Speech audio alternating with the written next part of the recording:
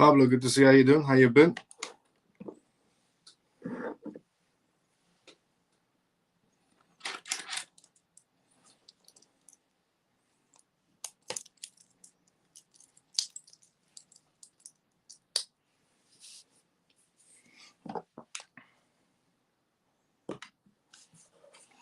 Dale, good to see you as well. How you doing? Good day, mate. Yes, sir. Salute. How you doing, Davey? Good to see you as well.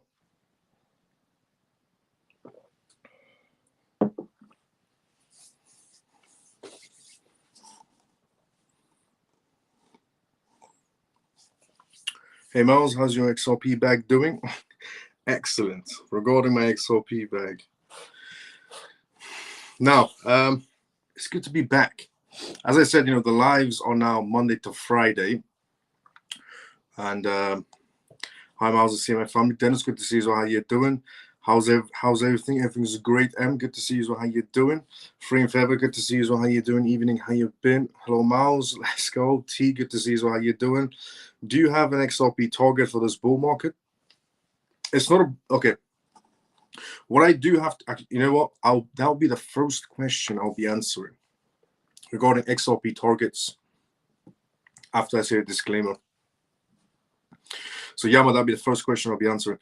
Kamal, good to see you, brother. How you doing? But during this weekend, a lot of things have been happening inside the market space. A lot of great news for XRP, to be fairly honest, which we're about to be going through on tonight's live as well. But there's still so many things that are going to be happening. And as I said previously, the prices you're seeing now are pretty much a teaser of what to come.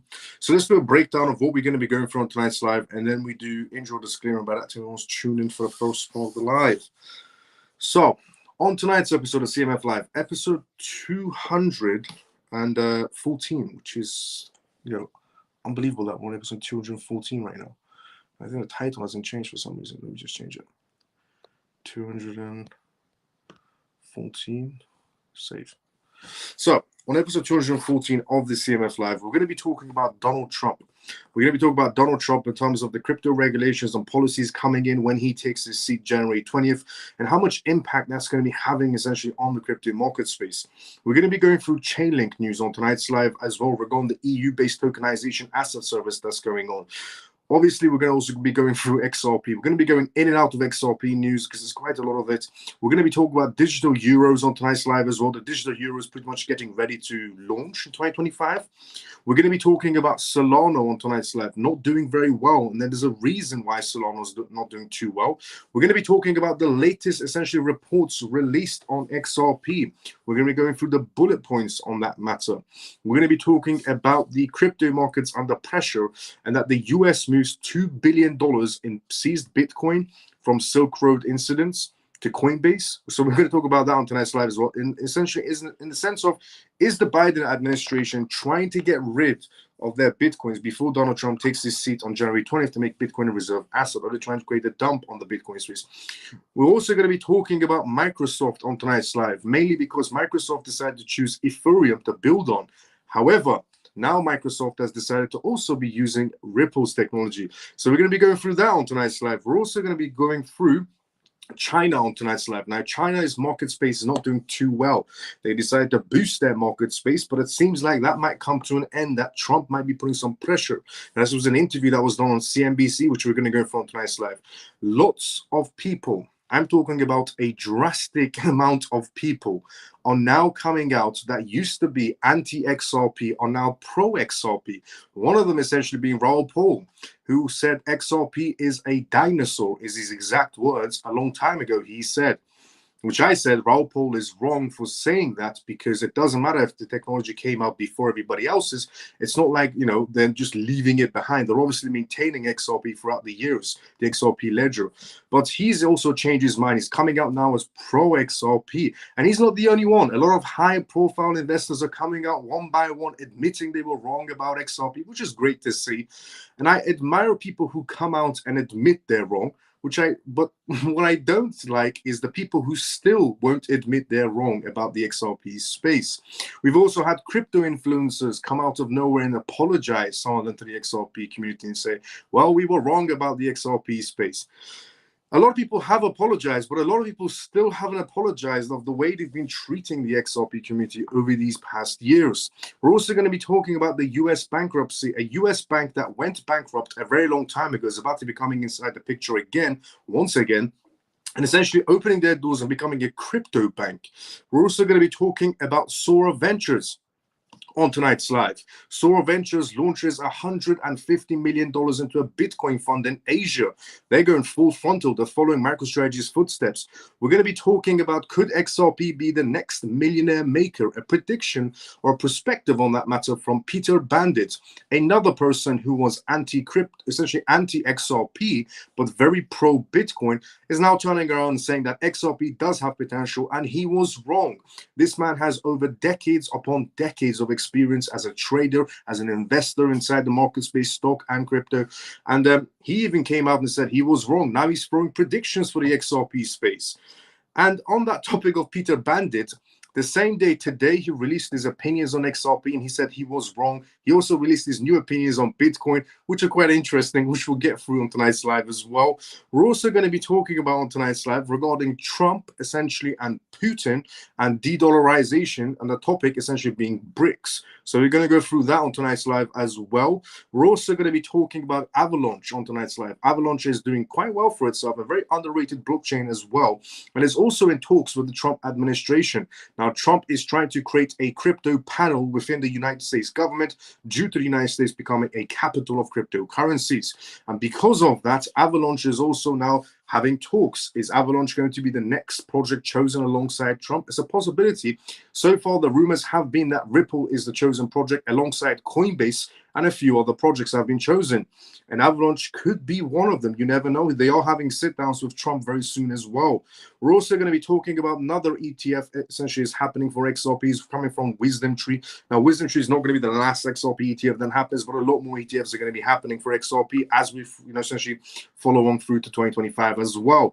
Now, before we go through any of those news topics, I just want to say to everyone, welcome to the CMF Live. If you're watching this for the first time ever, it stands for Crypto Mouse Family. My name is Miles. I go by the persona of Crypto Mouse. Now I'm going to be your host as I am every single night. It's great to be back. This live show used to be 7 days a week. Now it's only 5. It's now essentially 5 days. Monday to Friday is this live show from now on. And on this live, I talk about the recent essentially news that's happening around the world in terms of cryptocurrencies, CBDCs, AI, politics, regulations, vital information for you to know about regarding the world completely transforming into a digital space.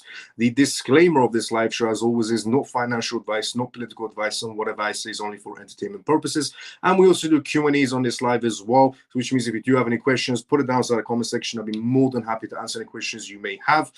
Also, just want to say thank you so much to everybody that's retweeting this live right now on X. I'm getting notifications back to back. Thank you so much to everybody that's retweeting this live right now. And thank you so much to everybody that's liking this live on X, who's retweeting this live on X, who's essentially putting a comment outside the video on X. And thanks so much to everyone on YouTube who's watching right now, who's also liking this video. Thanks so much to every single one of you. I'm getting notifications back to back. So absolutely amazing. And we're on episode 214 right now of the CMF Live, which in itself is incredible. Before we go through any of those news topics, the first one we're going to be going through is regarding Donald Trump and the market space moving forward. Let's go inside the comment section first, and then we go straight to the first news and back and forward inside the comments and news, comments. So let's see where we were at. Even Miles of CMF, Manny, good to see you. How you doing? How you been? Do you think XRP is pumping because of retail? It's pumping because of quite a few scenarios. XRP is pumping because of essentially Donald Trump and essentially many reasons why XRP is pumping. One of them is that the SEC, obviously, Gary Gensler being replaced by a new SEC chairman. The second is the CFTC is going to be mostly in charge of regulating the crypto space, which they've said previously. Rostam Benham, the chairman of the essentially CFTC, has said previously that XRP is technically not a security in any sort of a way, and he doesn't see any crypto assets as securities. Then we also have Trump taking his seat essentially January 20th, and also the meetings that's been going back and forward with Ripple. There has been meetings with Trump and Ripple and his team, and also the rumors that's been going around that Ripple can be essentially alongside Coinbase, they are chosen to sit alongside Trump in his crypto panel, the Caesar is creating. There's a multitude of news. There's more ETFs that are going to be happening for XRP moving forward as well. So there's quite a bit of news around essentially XRP, and it's bound to happen.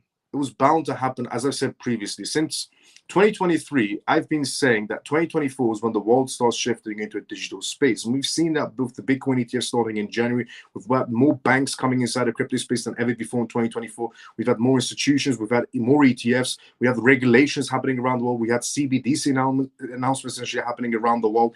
A lot of things will be happening. The year hasn't even still ended yet. But the prices you're seeing right now essentially on XRP is just a small teaser. We still haven't got to January, essentially 20th, 2025, when Trump takes his seat. When Trump officially takes his seat, that's when things are going to be even bigger, because we're going to be having a new chairman. That means rules and regulations. Rules and regulations means more banks, more institutions, means more ETFs. It means XRP gets integrated a lot more within essentially a system. It also means banks can start working with crypto firms. Banks had a difficulty working with crypto firms due to the FDIC chairman, which is now also resigned. With America becoming essentially cryptocurrencies, becoming a capital of cryptocurrencies around the world, the rest of the market space around the world are going to be following America's footsteps. If they don't, they're very stupid, because they'll get left behind. So the prices you're seeing now, right now, are just small teasers of what to come. They're good. They're excellent right now, especially XRP is being blasting through. But it's going to be a lot more bigger going into 2025 as well. A lot more bigger. In 2026 will be even better. Now, and regarding, is XRP getting mostly retail? Speculation-wise, yes, there are retail pumps coming in, but some of the purchases are too big to be retail purchases. Also, a lot of the meme space, which I'm not very fond of, but a lot of the meme space from essentially Solana is now shifting over to XRP. A lot of people are selling their Solanas and going towards XRP. Some people are selling their Ethereums and going towards XRP. There's a lot of shift happening right now inside the crypto space where people are seeing the true potential of what XRP Ledger is. There's a lot of happening. Honestly, the amount of the magnitude of things that are happening on XRP Ledger right now is absolutely crazy, which I've been saying essentially for a very long time. And as I said previously, okay, in 2023, I said the Ripple case will come to an end in 2024. And my reasonings were because it's going to be an institutional space, and that XRP is poised to lead this institutional market space. I also made tweets essentially this year as well. And my tweet was before Trump's presidency, before the announcements of Gary Gensler's resignation from the SEC, and so on, and before the announcements of essentially of Ripple's case coming to any sort of an end. I said that a lot of people are saying that XRP is going to get left behind from this bull run, and that people should sell their bags on XRP. And I tweeted out saying that XRP is not only going to be in this bull run, but it's going to be the one that leads this bull run, because we're going into an institutional space right now. And XRP has more potential inside of an institutional space than any other cryptocurrency out there. There are more banks, more institutions, and more licenses to XRP's names than any other crypto asset out there. And guess who was right? Me.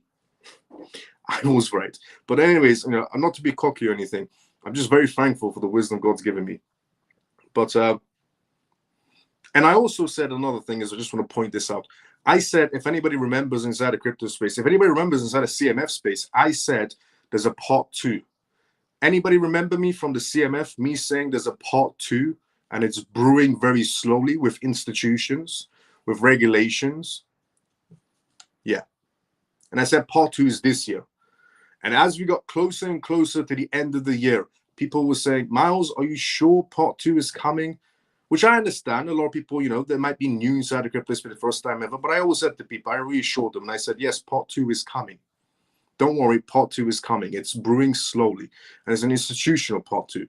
And XRP is a big role in that. But guess what? Part 2 is happening. And again, I was right. And I made these tweets way before, essentially, all of this Ripple announcements, Donald Trump announcements, SEC, Gary Gensler resignations. I made these tweets way before all of this, when people were still anti-XRP. A lot of people were anti-XRP back then. But I was always pro-XRP. And I've always been saying for the longest time that it is basically the asset to lead the way. But let's go back inside the comment section. Do you have a target for essentially XRP for this bull market? Now, this was the first question I was supposed to be answering when I essentially started this live off. So let me answer Khalid's question. Let me go back inside the comment section again, and then we go straight into the next news. So Khalid's essentially question was at the beginning, do you have an XRP target for this bull run? It's not a typical bull run. Okay, a lot of people need to come out of the mindset that this is a typical bull run. This is nowhere near a typical bull run. We're going into regulations, which means utility. The main part, the only reason blockchain was essentially created in the first place was for utility purposes. The reason why crypto assets exist is for utility. It's not buy, sell, quick profits, reach targets and jump out. That was previous runs. Now we're going into regulations. We're going into countries becoming capital of crypto hubs. We're going into, when we go to regulations, it means more banks get involved inside the crypto space, more institutions get involved inside the crypto space. And what you tend to see inside the corporate sector is corporates follow each other. MicroStrategy started a trend with the whole Bitcoin Street Reserve asset. 8 companies around the world followed essentially MicroStrategy's footsteps of creating a Bitcoin reserve asset for their companies from the stock markets. Slovenia went into essentially tokenizations. The United Kingdom followed Slovenia's footsteps. Switzerland went into tokenization. Singapore followed their footsteps. Now imagine that on a 10,000 large scale, because one of the biggest market space in the world is about to go pro-crypto. The biggest market space in the world, the American market space.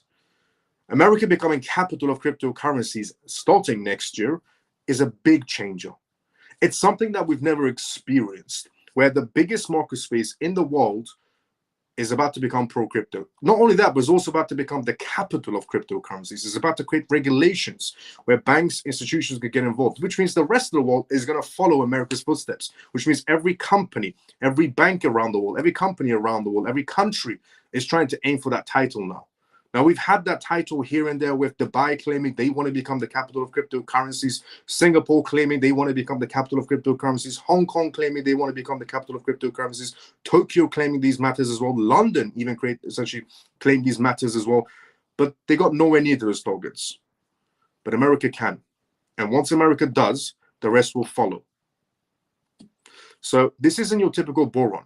And I've been saying this for a very long time. We're going into an institutional run. The next clientele entering the crypto space are institutions, which means, which I've said for the longest time, the financial category inside the crypto space is the #1 category inside the crypto space. I've been saying this for the longest time. I've been saying that XRP, XLM, XDC, HBOR, and even ACH are inside the financial category, which is the #1 category inside the crypto space, which is the ones that will do the best on the regulations, the ones that will do the best with the institutions coming, the best when the banks come in. And I'm not the only one that said this, but I was the first one to say this, because when I said these things, about 4 months later, Grayscale comes out and says, what we're going into is an institutional run. The next clientele are going to be institutions. This is a game changer. This is not the same, essentially, market space that we know of inside the crypto space. Franklin Templeton said the exact same thing. Goldman Sachs, essentially analysts, said the exact same thing. JP Morgan's analyst, Nicholas, said the exact same thing. We're going into a different ball game.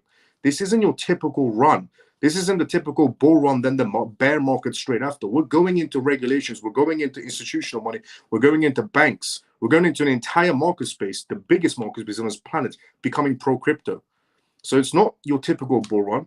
This is a utility run we're heading towards. We're not going towards a bull run. We're going towards a utility run.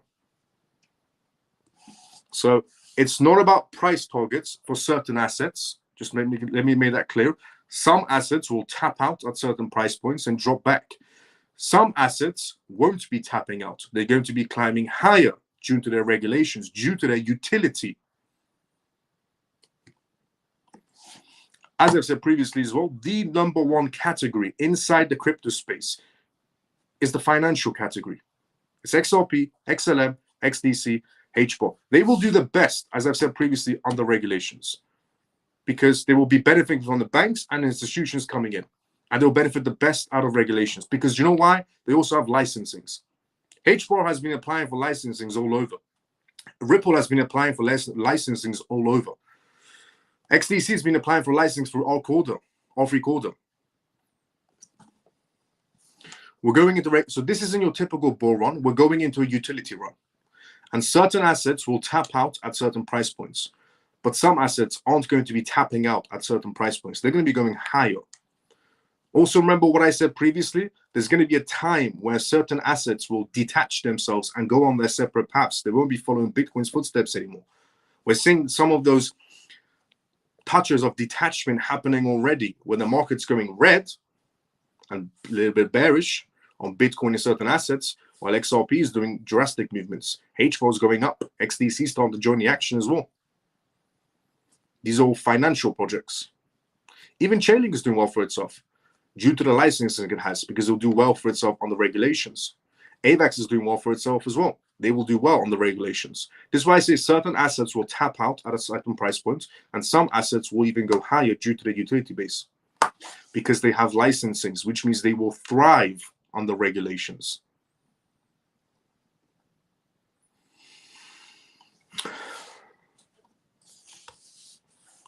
Now, the other question is, do you think there will be a pullback? I've always said this, and I've always stand by this. If this is the biggest situation that could possibly pull this market back, geopolitical tensions. If we have massive geopolitical tensions, which I said previously is a possibility due to Biden administration. I said Trump is going to be taking his seat January 20th. I said before Trump takes his seat January 20th, we could have a geopolitical tension because the Biden administration might want to stir things up.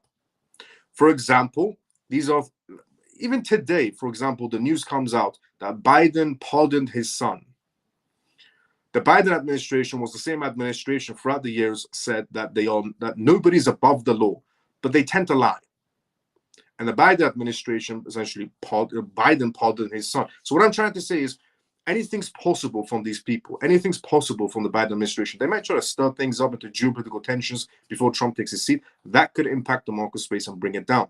Another thing that could impact the market space, and it's only these two outcomes that can pretty much impact the market space, is if we go through a massive bubble, an economic bubble, because America's market space is a bit, shaky, but it can survive.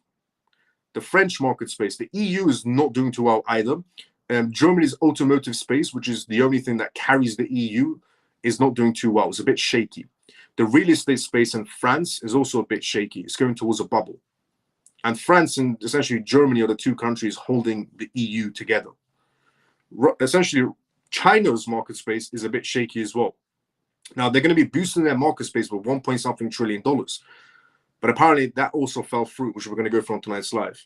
So, two things that can bring this market back down. One, geopolitical tensions, but that can only happen essentially from now to January 20th.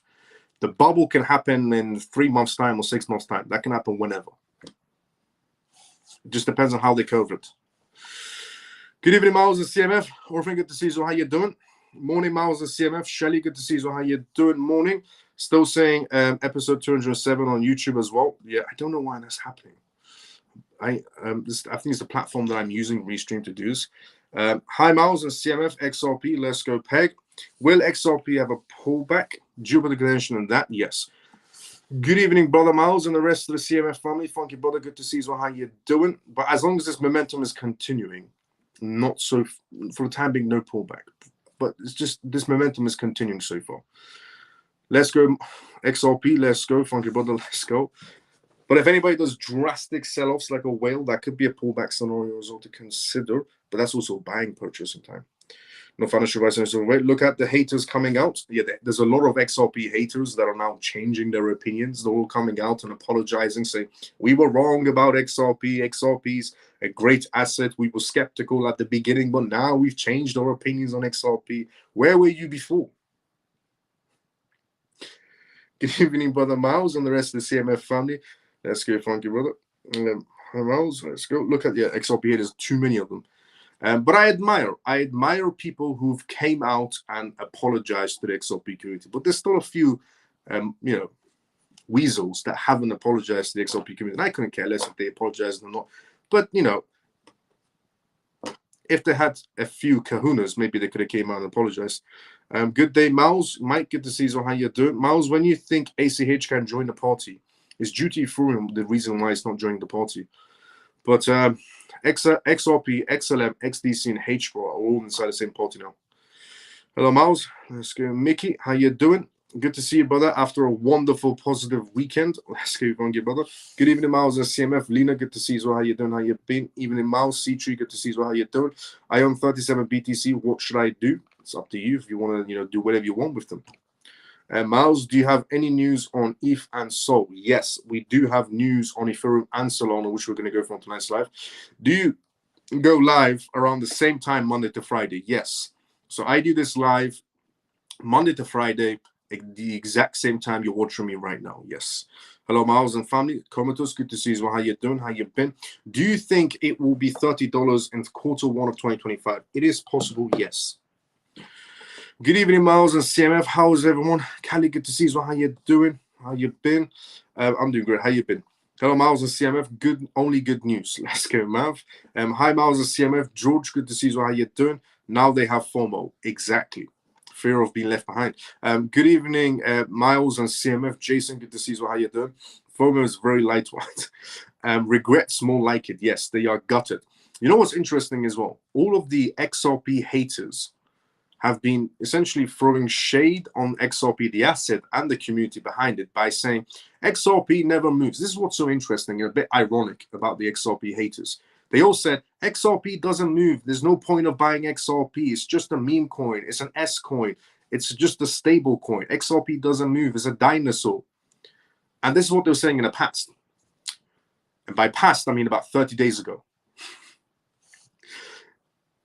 Or about, for some cases, it was about 2 days ago. But now they're actually angry. Some of them are angry, coming out, oh, who cares XRP is moving? I don't care if XRP is moving. I don't care. So they didn't like it when XRP, they were making fun of XRP when XRP wasn't moving. But now that XRP is moving, they're angry. It's a bit weird. Because you called it useless, but now it's moving. You're saying you don't care. You're above XRP. Funny people on the internet sometimes. Even Miles and family, exciting times ahead. Yes, facts. I agree, Ian. I remember. Good call, Miles. I got a small bag of XRP 2 years ago, thanks to your show. Let's go, Tony. Yeah, I remember you saying that, Miles, regarding part 2. Yes. Yes, Miles. Institutions and rules and regulations. You nailed it. We believe in your infinite wisdom, brother Miles. Let's go, Comatose.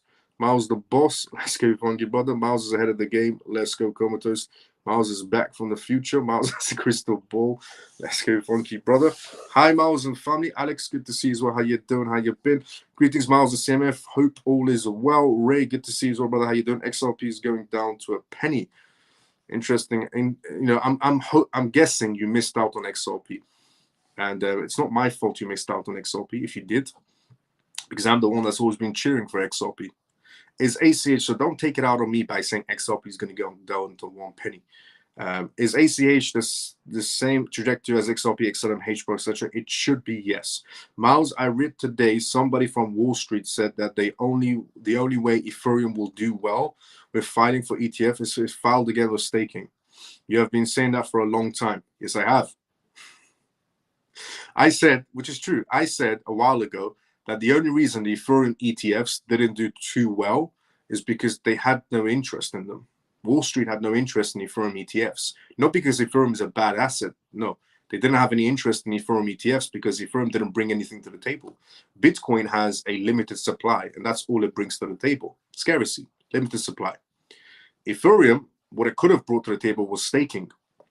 But the SEC didn't let any Ethereum ETF filings with essentially staking. They had to refile them. And I said, if Ethereum ETFs refile with staking capabilities, it would help Ethereum to grow faster in the ETF market space. Other than that, Ethereum didn't bring anything to the table. Investors would prefer, high-profile investors on Wall Street would have preferred to go for Bitcoin due to its limited supply rather than Ethereum because it brought nothing to the table. What it could have brought was staking, which Bitcoin doesn't have.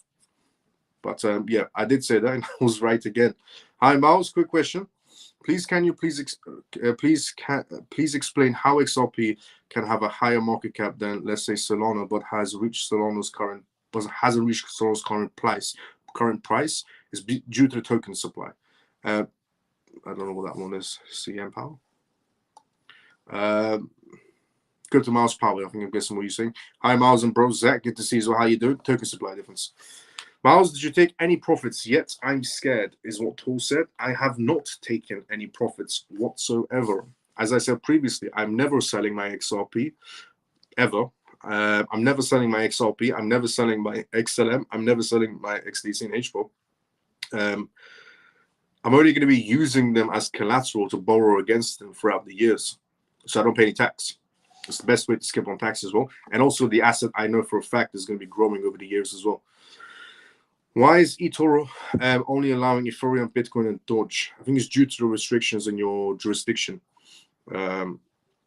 Uphold no longer allows purchase of crypto via Visa or debit cards. That's interesting. Mao's US government offloading quite a few BTC on Coinbase Exchange, more than quite a few, which we're going to go through on tonight's live. What happens if you give someone a crypto wallet with XRP and the keys and password? Person gifting dies 5 to 10 years later, then what? That will have to be down to regulations in your jurisdiction. And there ain't any sort of regulation so far for those type of matters. Why did they just start this last month? On what? Hello, Miles. Hello, CMF. Love and respect to all of you. Scott, good to see you. How you doing? How you been? They started saying we made 30x on meme coins and your XRP just did 4x. Even in Miles and CMF, Semper, good to see you. How you doing? Let them hate. It's okay. I'll never be mad at someone's opinion on investment. Let's go. Best thinking, honestly. Moving forward, best thinking. Live stream on TV is only showing like mobile view. Can you make it widescreen? Unfortunately, I can't make it widescreen because I've always set it up like this and I can't do it while I'm recording.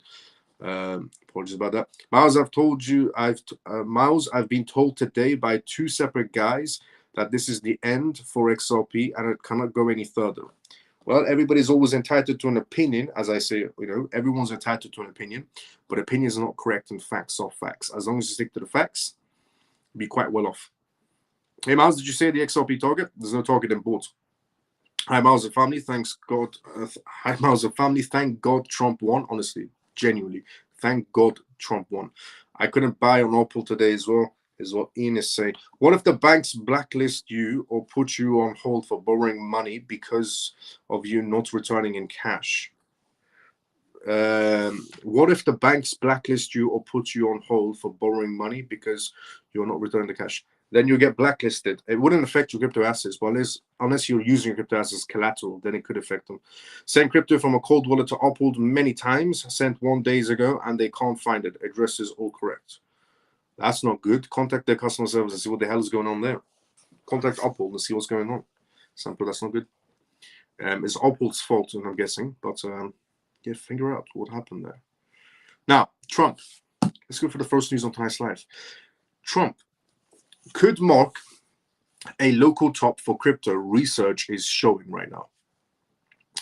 But obviously I have a different perspective, but we'll go through essentially this perspective. The cryptocurrency market's bullish momentum may slow after essentially United States President Donald Trump taking his seat around January 20th, 2025, according to data from historical market performance during US election years. Now, the reason I'm sharing you this news is not because it's accurate, but I'm sharing you this because you're seeing a lot of these types of news going around the crypto space, especially today, where they're all saying that essentially look at historical patterns when you're essentially looking at the market space right now, things will play out always the same.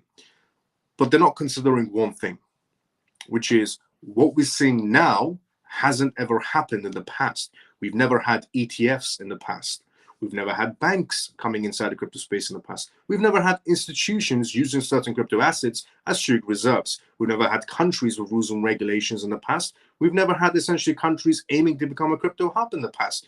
There's so many things we've had this year that we're going to be having a lot more of next year that we've never had in the past. So essentially comparing something to the past that never existed is stupid.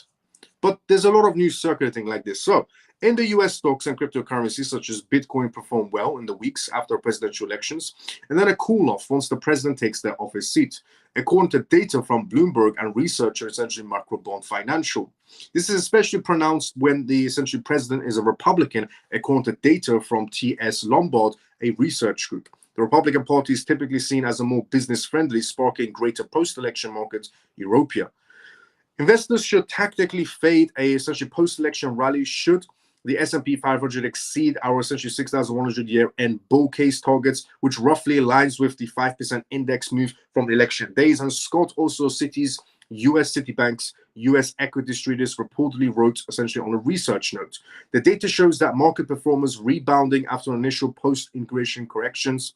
And as of December 2nd, the S&P 500 index stands at 6,047, a nearly 4.5% gain since November 5th, according to Google Finance. Cryptocurrencies saw big essentially gains as well after Trump's election victory, as many say his win will benefit the industry, Cointelegraph research said. Bitcoin's price bumps up and has been especially pronounced with more than 30% post-election gains from the world's most popular cryptocurrency. Solana clocked up similar gains as well. Other analysts believe that Bitcoin's rally will continue post-Trump's essentially sit-down on January 20th, though there will also be bumps along the way. Always expect turbulence inside of any market space.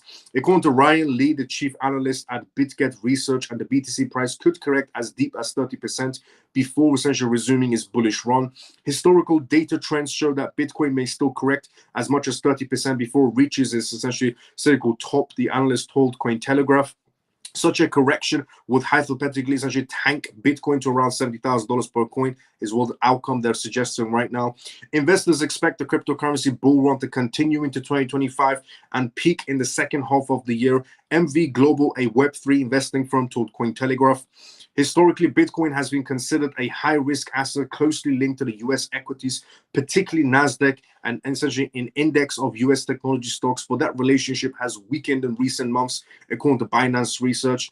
And since March 2024, the correlation between Bitcoin and the NASDAQ on a 30-day rolling basis dropped to 0.46, one of the lowest levels in 5 years, Binance said. Still, nearly 50% correlation with US stocks means substantial exposure for BTC to any broader market essentially downturn.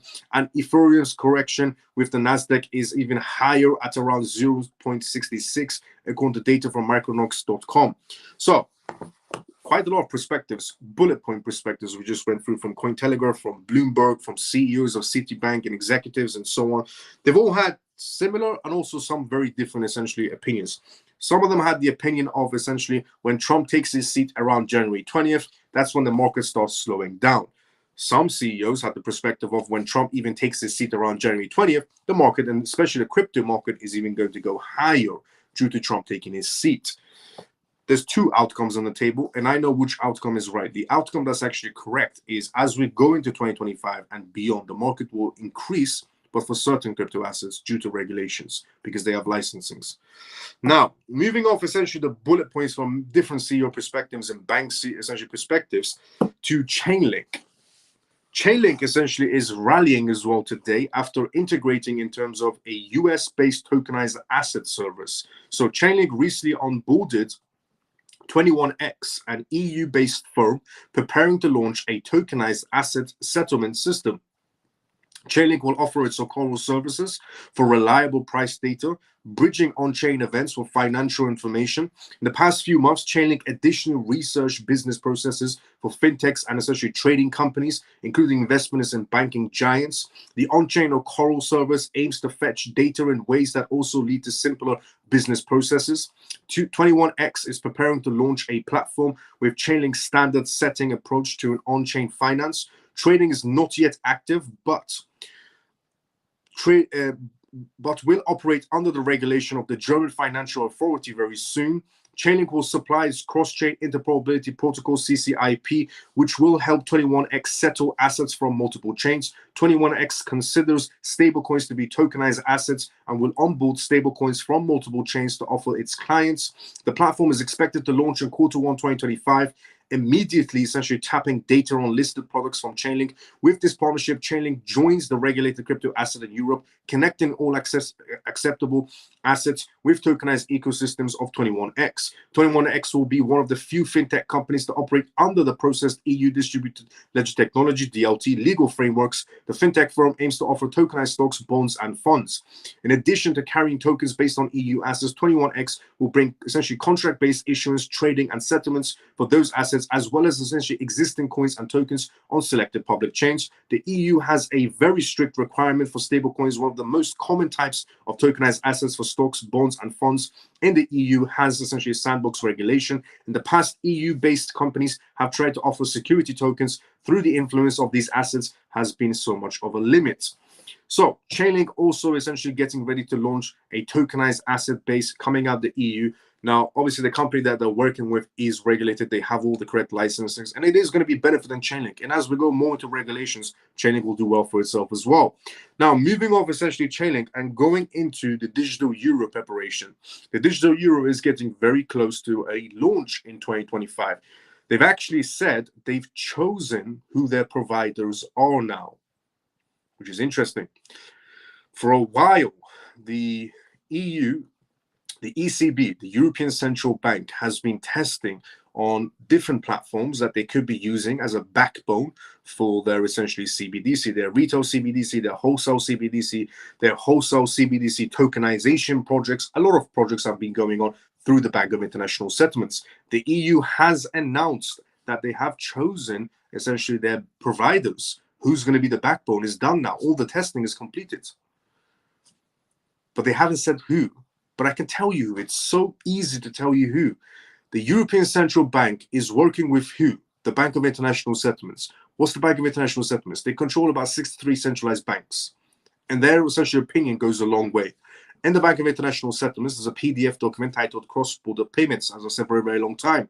On that document, there's Swift. There's also Ripple. There's no other blockchain company on that document except Ripple. Cross-Border Payments is the name of the title, PDF documentation, public information, Bank of International Settlements. The European Central Bank is also part of the Bank of International Settlements. The European Central Bank has released the second progress report on essentially the stage of a digital euro issuance. Holding limits for their central bank digital currency CBDC and harmonization of laws were some of the questions addressed in this report. The European Central Bank's report represents a halfway point in essentially the phase which follows the investigations and design phases. After a review that was released today of the Developing Digital Euro Rulebook, the Rulebook Development Group launched 7 work streams manned by market participants and central banks that will continue its developments. The rulebook strives to harmonize national laws to guarantee universal standards. What they mean by universal standards is in the New Delhi G20 summit that happened last year, that G20 countries attended, every G20 country signed some sort of agreement where rules and regulations will be the same when it comes to crypto assets around the world, especially between G20 countries. And about a month later, the G20 bank governors met up in Marrakesh, essentially signed another agreement to be on the same sets of rules. Now, obviously, G20 countries will have very, very similar laws because that's what they've aimed to do, but they're also going to be having some, different laws here and there, but the majority of rules and regulations will be the same. And that is what the EU is referring to in their new report by stating essentially that the rulebook strives to harmonize national laws to guarantee also universal standards.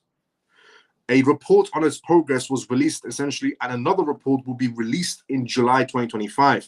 Research is continuing on a digital euro user profile to identify the needs of likely users. That input will also include user preference on holding limits. Now, the reason why they're doing essentially CBDC holding limits, so when they do launch CBDCs, and it's not just the EU that's going to be doing this, every country that's releasing their own version of a CBDC is going to be essentially released on a limited amount of CBDCs you can hold. It's due to test, essentially, processing is what they're calling it. And that's what the EU is talking about when they say holding limits. Now, which will be considered in technical research conducted with national central banks. The Politico reported essentially in this month that holding limits has become a point of contention between the European Central Bank and the national central banks. One of the solutions under consideration for maintaining an upper holding limits as a reverse waterfall that would automatically transfer excess digital euros to fiat or essentially linked bank accounts. A solution for offline transactions is still being investigated, the report said, without adding many details from the European Central Bank. A major topic in the report was the competition in the financial markets between the Europeans and the non-European service providers and the need for more technical services such as wallets, the report emphasized. They said payment service providers would be able to use digital euro infrastructure to create new payment services. A digital euro would also help regional and domestic European schemes to scale up the provisions of their payments using the digital euro's acceptance network. The report also indicated a possibility of making new improvements to the user experience of the digital euro so that the citizens with stronger privacy preferences can benefit from cash-like privacy scenarios. The European Central Bank's executive board members, Piero, essentially promised that the digital euro will have a standard of privacy higher, in fact, of that what commercial solutions currently offer. Selection of technical service providers will continue, as will the communications with the public and other stakeholders. The European Central Bank will release its next digital euro, essentially, progress report in the second quarter of 2025. The European Central Bank's Governing Council will make a decision on the launch of the European CBDC in October 2025. The line for the tips we're going October 2025. It is going to be this year, in a sense. But look, the European Central Bank essentially talking about how they're getting ready for their CBDC launch in 2025. They're not the only ones. Russia is getting ready with their digital ruble in 2025 as in terms of CBDCs. There's a lot of countries. Brazil is getting ready for 2025 as a launch for their CBDC. They're calling it DREX instead of a Brazilian CBDC. But India is expanding on their CBDCs. Iran is launching a CBDC in 2025 as well. So Russia's launching, Iran's launching, essentially the EU's launching, Brazil's launching, India's expanding on their CBDCs, China's expanding on their CBDC. Essentially South Korea is getting close to a CBDC release. There's so many CBDCs essentially happening right now, getting prepared for 2025 launches. And as I've said previously before, there are more than 24,000 crypto projects out there, and only one crypto project has an active CBDC platform. Only one crypto project has an active CBDC platform. Only one crypto project has won multiple CBDC awards, and that is essentially Ripple. And there's also XRP. 98% of the world is in CBDCs. 98% of centralized banks own CBDCs, according to Bank of International Settlements, and they're all pretty much getting ready for a launch in 2025. Ironically, it's when essentially the Ripple case is coming to an end. Gary Gensler's losing his job. Trump's becoming president. Regulations are in process. America is becoming capital of cryptocurrencies. Look at the timeline on that. More than 24,000 crypto projects, and only one crypto project has an active CBDC platform that is being used. Only one crypto project has won multiple CBDC awards. There's a lot more to it, honestly. It just couldn't be more clear. So the question remains, would you rather be stuck on CBDCs or be the one benefiting from CBDCs? If you're on the backbone of CBDCs, you're benefiting.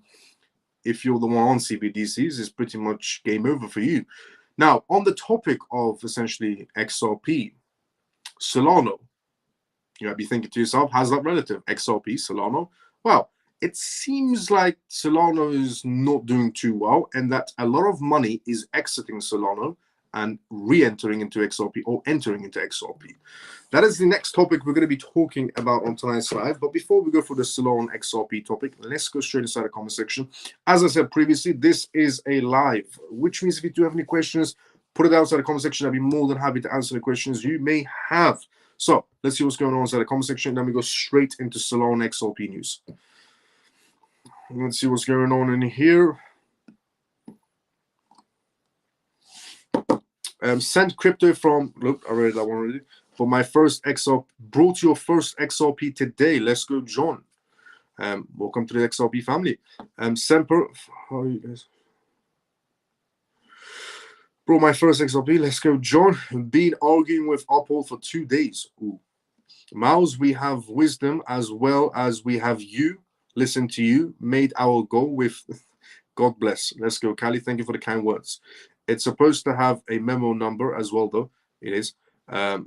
Sometimes if you don't, that's true. I'm from Malaysia. Sharika, good to see you as well. How you doing? How you been? Good evening, Miles and CMF. Stop to get more rocket fuel. Let's go, Ghost Burner. How you doing? Hi, Miles and CMF. Stormy, good to see you as well. How you doing, Stormy? How you been? Miles, Brad G should hire you. You'd be such a huge asset for Ripple. That'd be a dream if I did, essentially work with Ripple. I would love the idea of, my own blockchain startup company that's CoinBeef to work alongside Ripple. I'm trying to make that a reality one day. Mouse is on fire today. Let's go, Peg. Let's go, XRP Omi. Let's go, MO.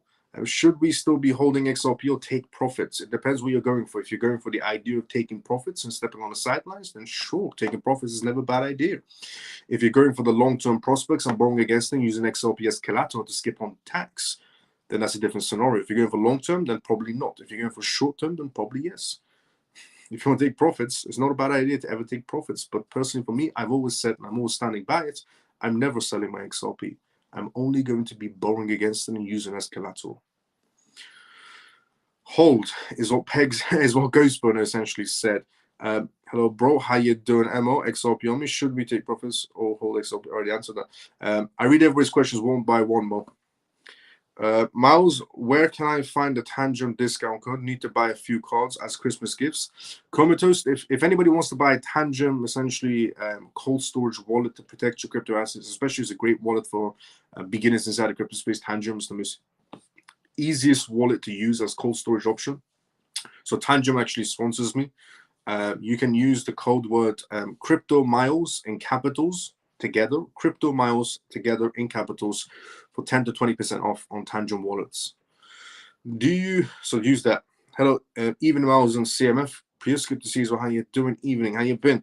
Ian, let's go XRP. Do you feel XRP and XLM have a lot more to show in 2025? And what are you saying? And what are we seeing now is just a tease? Yes. I've been saying this back to back. What we're seeing right now on XRP and XLM and XDC and HBON and so on, it's just a tease of what to come. It's brilliant. The prices right now are excellent, but they're going to be 10 times better or 1,000 times better going into 2025. Under regulations, these projects will thrive the best. I've been saying this for the longest time. I said when we go into regulations, these projects will do the best due to having licensings. They will benefit the most with the banks and institutions coming in. More ETFs will be happening. These projects will thrive. The financial projects, the number one category inside the crypto space, I've always said, is the financial projects. America become capital hub, rules and regulations, banks, institutions, essentially no more gray areas. Yeah, what you're seeing now is a tease of what to come in 2025 and beyond. What's up, brother Miles and CMF below? Good to see you. How you doing? Any XRP news or just missed it? You missed some. I go in and out of XRP news on tonight. I've been going in and out of XRP news on tonight's live. We still have some XRP news to cover. The next one is Solana XRP news. How you doing? I found you, Miles. It's Louis Vuitton. Why are you not on TikTok?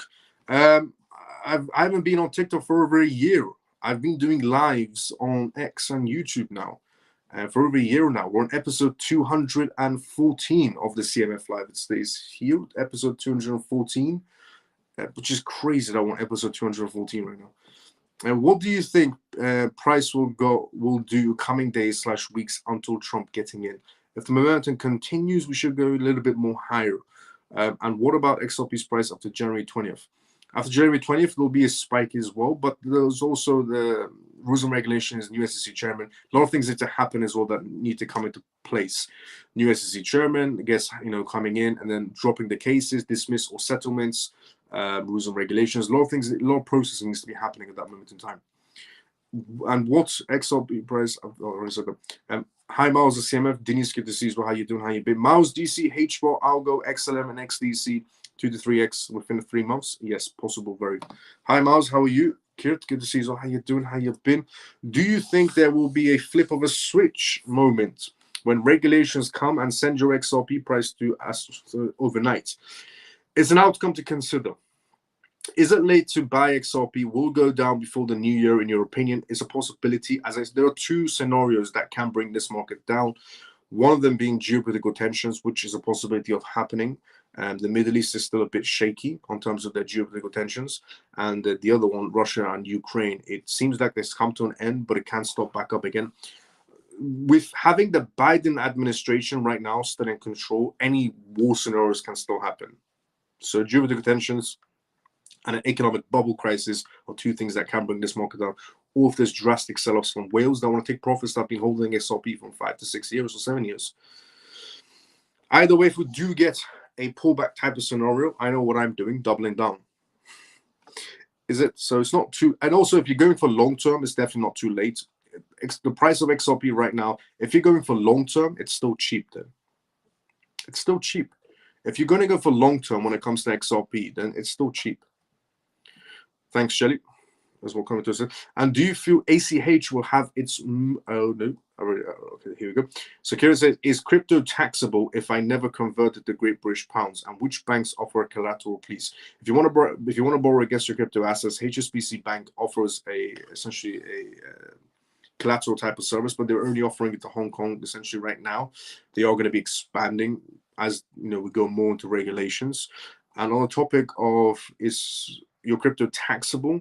It's yes. A capital gains tax still applies depending on jurisdictions. In Great British Pounds, UK, yes, it applies.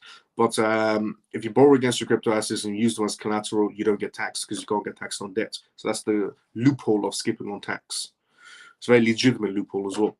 And do you feel ACH will have its moment in 2025? It's not budging at the moment, lol. It will budge in 2025 under regulations. For the time being, no. What we'll essentially will be doing a lot of movements, as I've said previously as well, is XRP, XLM, XDC, and HBAR. Financial category. ACH is on that list as well, but it needs regulations for it to move. Thanks, Miles. HBAR is up 63% on Uphold. Absolutely amazing news. Let's go. Everybody was expecting the same scenario of the bull run. BTC dominance goes down, ETH goes up, and pumping the altcoins. But XRP has a different opinion because we're not on the same bull run, which is great that you said that. So Tor said inside the comment section, everybody was expecting the same scenario of the bull run. Everybody was expecting for history to repeat itself.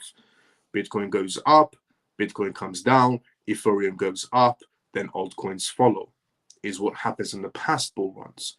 But we're not in the same bull run. We're going towards utility, which is why it's playing out differently.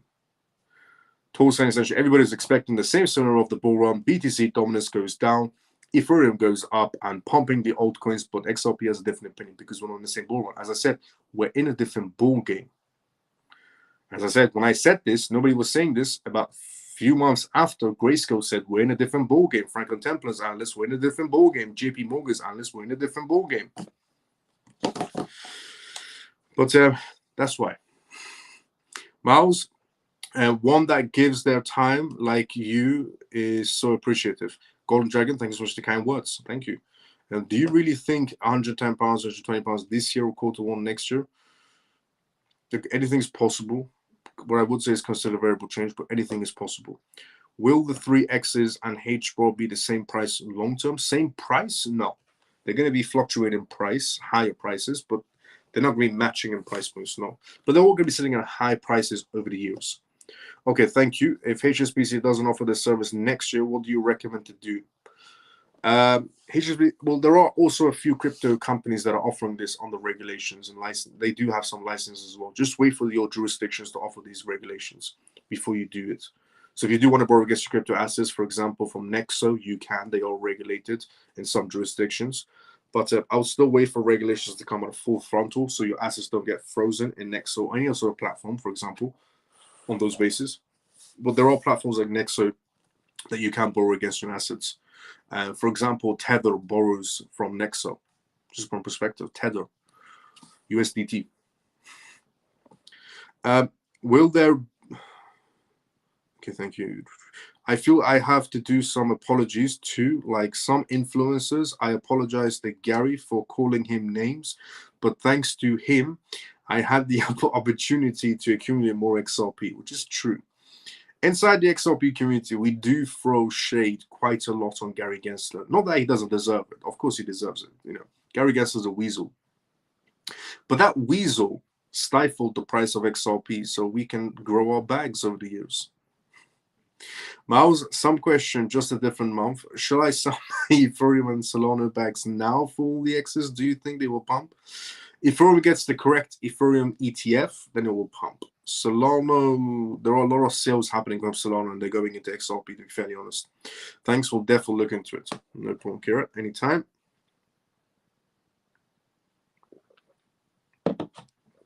Okay, Solana. There's a lot of sales happening on Solana. Solana crash warning as support collapses. Eyes on $200. Now, this has some relevance to XRP because a lot of sell-offs on Solana are going straight into XRP. Solana, the world's 5th biggest cryptocurrency by market cap, is poised for a downside momentum on its daily chart, flashing warning signs. Today, the sentiment across the cryptocurrency landscape appears bearish, with assets struggling to gain momentum, unless you're XRP, HBAR, and XDC. and AVAX and Chainlink. Aimed the price correction phase, Solana has failed to hold its crucial support levels and has fallen below the $227 mark. According to expert technical analysis, after hitting its all-time high, Solana entered a consolidation phase, forming a bearish head and shoulders, essentially price action pattern. In today's bearish, or rather price corrective stance, Solana breached the neckline of their bearish pattern and attempted to close on the daily candle below. Based on the recent price actions and historical movements, if Solana closes a daily candle below the $226, there is a strong possibility it could decline by 10% to reach $200 mark in the upcoming days. On the positive side, if Solana is trading above the 200 exceptional moving essentially average, the EMA, on the daily time frame, indicating an essentially an uptrend. Meanwhile, the relative strength index, the RSI, suggests a potential upside rally in the coming days. Its value is near the over essentially sold zone. Despite the bearish outlooks, whales and institutions have shown strong confidence and interest in the altcoin. According to on-chain analytics essentially firm CoinGlass, Solana's spotted inflows and outflows data reveals that over the past 4 days, exchanges have witnessed significant outflows of $159 million worth of Solana. $159 million worth of Solana has exited Solana. In the cryptocurrency context, outflows refers to whales essentially withdrawing their tokens from exchanges to their wallets, which is essentially consideration of scenarios. Considering the outflows, it seems that Solana's investors may be capitalizing on the current essentially market sentiments and price decline by acquiring more assets. At press time, Solana is trading near essentially $222, having experienced a 6.55 price decline in the past 24 hours.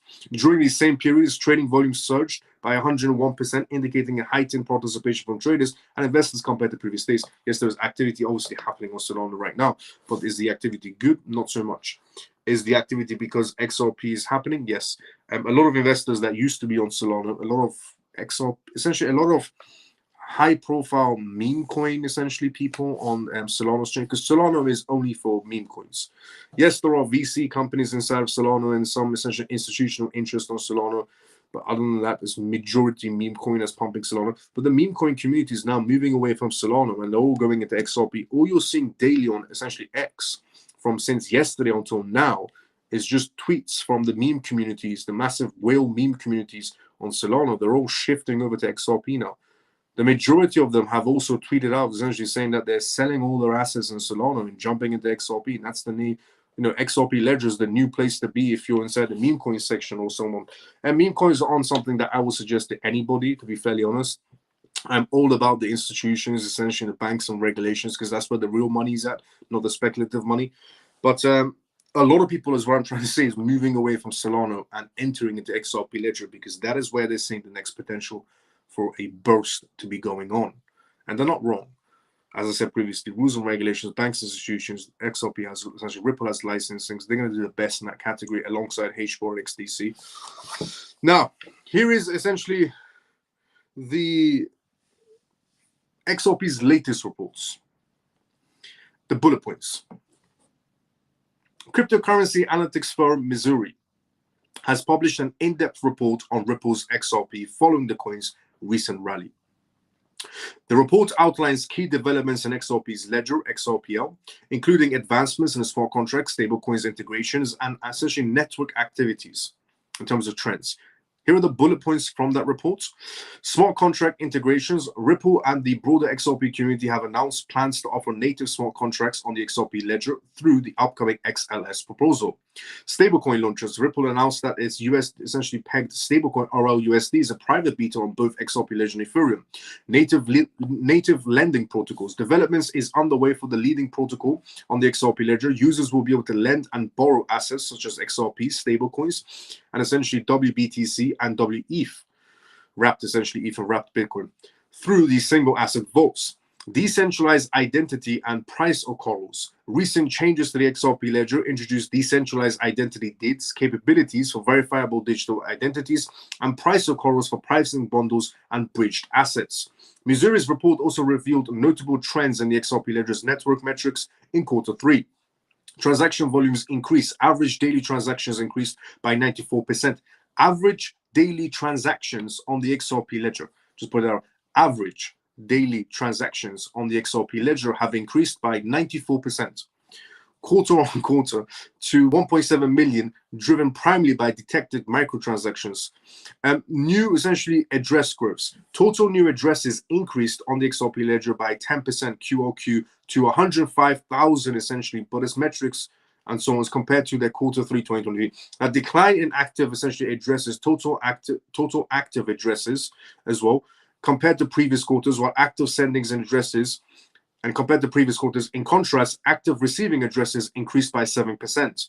Missouri's essentially noted that the XRP ledger's account creation deletion dynamics are unique, as accounts require a deposit of 10 XRP to be created, which can only be reclaimed if deleted. This mechanism makes XRP ledger's account metrics more reliable compared to other networks that are prone to zero-cost spam account creations. It is true, if somebody wants to create an XRP ledger, you know, they have to, if somebody wants to create an XRP wallet, they have to put down 10 XRP, which is good because essentially for spam scenarios, essentially, if you go to other chains and you want to create a wallet and you don't have to put any cryptos down, you can just, anybody can. This is why you get too many bot accounts, essentially, not happening on XRP ledger, but there are a lot happening, essentially, of bot scam accounts on Solana and so on and so on. But the reasonings of the bullet points that we just went through are some of them exceptional. I mean, smart contract capabilities, brilliant. DID is also brilliant as well. Identities on essentially XRP ledger transactions. It's something that was needed because of bank institutions getting involved. They need to have DID. Or corals and price points being there as well. Absolutely brilliant. Now, also the 94% in terms of trading volume increase. 94% in average trading volume. That's crazy. Moving on from that to the crypto market under pressure for one particular asset. The US moves $2 billion worth of Bitcoin seized from Silk Road. So the money that essentially the United States government seized from Silk Road, the website that was pretty much selling everything on the black market, essentially the black market side of the internet, that money has been held by the US government. Now, a lot of countries have also seized a lot of Bitcoin. Essentially, Germany seized a lot of Bitcoin, but they sold it off. The UK seized a lot of Bitcoin, but they're still holding. The US has the biggest account in terms of seized Bitcoins. And apparently, they've already moved it to different wallets. And some of it has been moved to Coinbase. So the question basically is the Biden administration getting ready to sell off their Bitcoin reserves?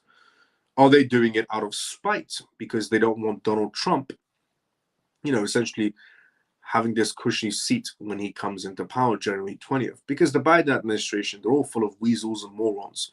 And Sleepy Joe isn't all there as well, to be fairly honest. And then you have OnlyFans Kamala Harris, which is pretty much useless head to toe. And these are all crooks. The entire Biden administration are full of liars and crooks. Ironically, the Biden administration calls Trump a crook. Who's the real crook in that scenario? Definitely the Biden administration, the people that started random wars, the people that have been lying to people over 4 years, telling everything's good, don't worry about it, even though you can't afford a house, gas, food, or electrics. America's doing great, is what the Biden administration said. So they're full of lies and crooks. And I don't doubt it if they do decide to sell the Bitcoin reserves off. The United States government recently transferred Bitcoin worth about $2 billion seized during an investigation into the infamous online black market Silk Road. This operation drew attention of the crypto sector observers, and it represents one of the most significant Bitcoin essential movements conducted by the American authorities. After the closure of Silk Road platform, the unrest essentially on its founder, essentially Ross, the American authorities intensified their efforts to locate and confiscate funds associated with this activity. These funds resulting from seizures made a part of investigations has been confiscated from James Zong, an individual accused of having stolen this Bitcoin on the platform by exploiting the flaws in its systems. Zong pleaded guilty in 2022 to the computer fraud charges. The seized BTC, which were essentially originally worth about $3.36 billion at the time of confiscation, are now valued at over $2 billion due to market fluctuations. This transfer had an immediate impact on the crypto market space. The price of BTC dropped by over 2% in 1 hour, currently trading around $95,476. This volatility shows that how large movements of Bitcoin can influence the market space. Mike Novoskop, the crypto entrepreneur and CEO of Galaxy Digital, criticized the timing of this transfer. He pointed out that while the federal government frequently moves seized bitcoins between different wallets and custodians, these transfers do not always signal an intent to liquidate, which is true.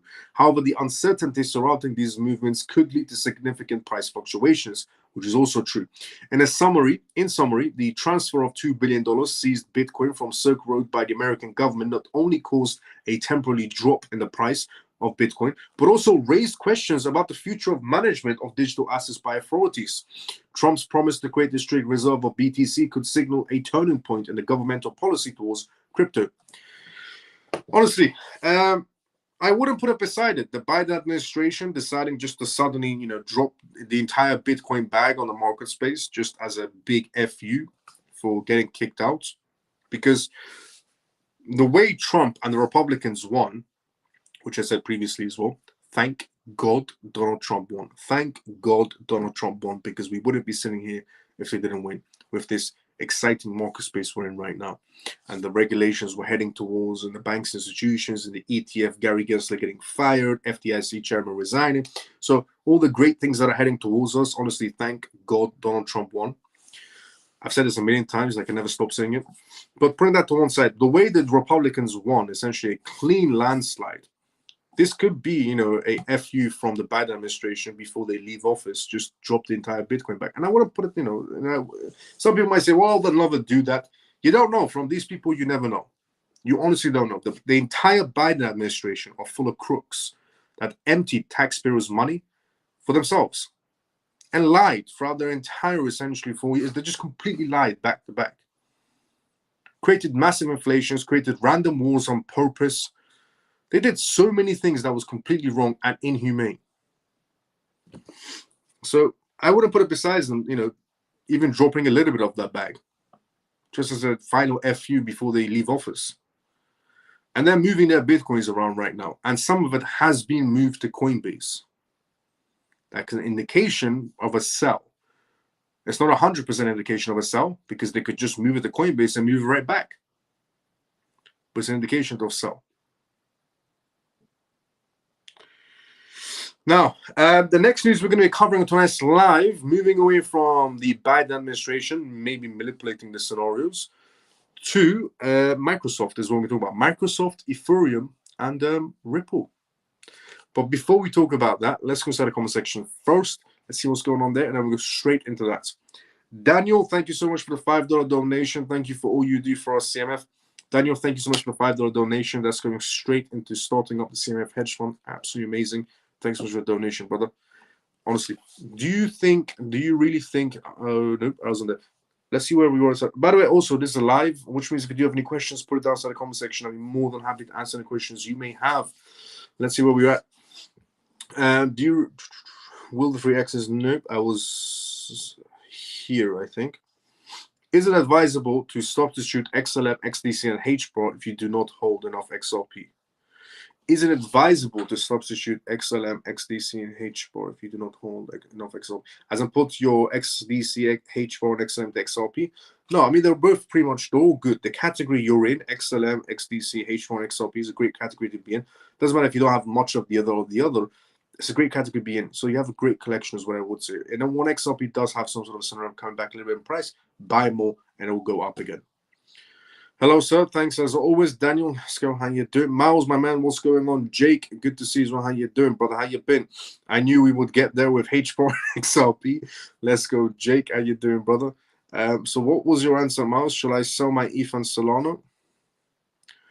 You can keep your ETH and wait for Ethereum ETF staking, or you can sell it and go for XRP. You can also sell your Solana and go for XRP as well. It's your choice. You can sell your Solana if you want and go for XRP. It's completely your choice. For Ethereum, you can wait for the refilings of Ethereum ETFs with staking capabilities for Ethereum to go higher. Or you can sell that off as well. Completely your choice. Why won't you hold ACH to use as collateral? Should we sell at some point and only use for as collateral? Yes. I'm not going to be holding on to ACH forever, the same way I'm going to be holding on to XRP, XM, and XDC and HBAR, or XRP and XM, to be fairly honest, as we go more alongside it. But Yeah, ACH at a certain price point, I will be getting rid of it and putting it inside of my other essentially XRP or XLM, XDC or HBAR. But that will climb also on the regulations. Used to close the live with XRP news. Now it's all about XRP. Let's go over. Should we take healthy profits for XRP? It's completely your choice. If you want to take healthy profits, it's never a bad idea. If you want to take profits on any asset, it's never a bad idea to take profits. Just depends on the game plan you're going for. If you're going for long-term regulations, utility on XRP, then obviously you don't want to be taking profits because you don't care. You just buy whenever the price drops a little bit and just keep on holding, buy, hold, buy, hold. When it gets to a certain point, you're borrowing against your XRP, using as collateral to keep on tax. If you're in it for, you want to take some profits here and there, why not? It is your money, it is your assets at the end of the day. It's never a bad idea to take profits. Me personally, I'm not going to be taking any profits. I'm not going to be selling it. I'm just going to be using as collateral somewhere down the line to borrow against it and skip on tax. But it's never a bad idea to take profits if you want to take profits on any asset. Hi, Miles. Could we see XRP surpass $3 if XRP stablecoin gets approved on Thursday? If it gets approved, regarding ORL-USD, yes, you could see the momentum will be behind it even more. Not sure if anyone sees my comments. Should we take healthy profits for XRP? I do see your comments, Mo. I read everyone's comments one by one. Hi, Miles. Could XRP surpass $3? I read everybody's comments one by one as well, but you still put the same comment, I think. Regarding ORL-USD approval, yes, the momentum will be there. As I said previously, the ORL-USD stablecoin will have indirect impact on XRP's price point. Yes, it could push it to 3. Definitely. Will Michael Saylor grab some XRP when it gets the first place just to maintain BTC's position? It's a possibility. I mean, Michael Saylor is one person that's very, very pro-Bitcoin.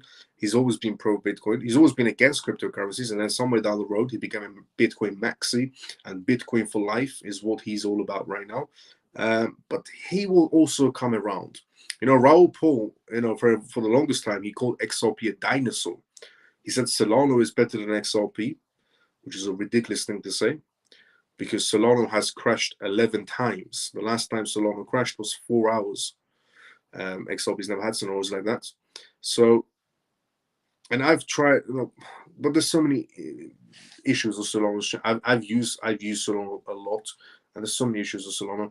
I could never process a transaction when the network is busy. They just fail all the time back to back. It just annoyed the hell out of me with Solana for the longest time. That's why I started moving away from Solana a very long time ago. But he used to call XRP a dinosaur, but now he's backing XRP as well. He's coming forward and saying, I apologize to the XRP community and so on. And he's not the only one. A lot of people have apologized on X. They came out and said XRP, we were wrong about it. It's going to move. But there are still some people inside the crypto space, like crypto influencers, for example, who are a bit bitter that XRP is moving. Which, again, as I said, is very, very odd that people are bitter that XRP is moving, because those people called XRP a meme coin or a S token, or XRP is never going to move, a dinosaur. But now XRP is moving, and the same people that called XRP a dinosaur, the crypto influencers, are now coming up and they're angry that XRP is moving. So it's very confusing, because they're making fun of it when it's not moving, but then they're angry when XRP is moving. It's a bit weird reaction to have. Some might say they got left behind. That could be the reason why they're angry. But they made fun of it when it wasn't moving, so don't get angry when it starts moving. And you could tell they're angry, but some of them don't want to admit to it that they're angry that XRP is moving. Will Michael Saylor? So there's a possibility of Michael Saylor coming around as well. Do you really think 110 pounds of XRP this year or next year? Quarter one makes more sense and beyond. Sleeping on SHX Stronghold, not me. Lol. Let's go Golden Dragon. SHX is good as well. It's on the XLM chain, if I'm not mistaken. XRP will regain. Mouse, some influencers said Ripple can manipulate and scam everyone because they are holding all the XRP supply. Like you just take the money and get away with all the money from us. Opinion. Some people said what? Some people said that, so this is what Billo has said. Billo has said that, Miles, some influencers, I'm guessing crypto influencers, said that Ripple can manipulate and scam everyone because they are holding all the XRP supply, like they just take money and get away with all the money from us. Opinions. 1. Ripple does not hold all of the supply. The majority of it is actually spinning inside the crypto space. They are still holding quite a bit, but they're not holding majority anymore. 2, why would Ripple do that in the first place? It makes zero sense. Why? For just by using basic common sense, you would come to the indication that whoever is spreading that moronic, essentially rumor about Ripple, that Ripple is going to be stealing everybody's XRP from their escrow accounts and disappearing into the sunset. Whoever this moron is that's spreading this rumor doesn't use basic common sense, because why would Ripple go around, first of all, battle the SEC in a $200 million lawsuit? Why would Ripple go through a $200 million lawsuit? Why would Ripple go to pretty much every country they could get their hands on, do meetings back to back, get licensings, get approvals, do testings, do demonstrations, do developments throughout the years with the SEC on the back of their necks, breathing down the back of their necks? Why would Ripple go through all of that just to do a bank job and run away? So just by using basic common sense, you wouldn't come to that conclusion. Whoever is spreading that rumor, whoever these crypto influencers are that are spreading that rumor, that Ripple is going to be running away into the sunset with the XRP escrow accounts, are morons. They're just butthurt because they got left behind from XRP. And they're trying whatever they can, or whatever moronic, essentially, rumor they're trying to spread that has zero, essentially, common sense or basic logic inside the rumor in it. So whoever these morons are, yeah. What's your exit strategy on Ondo Finance?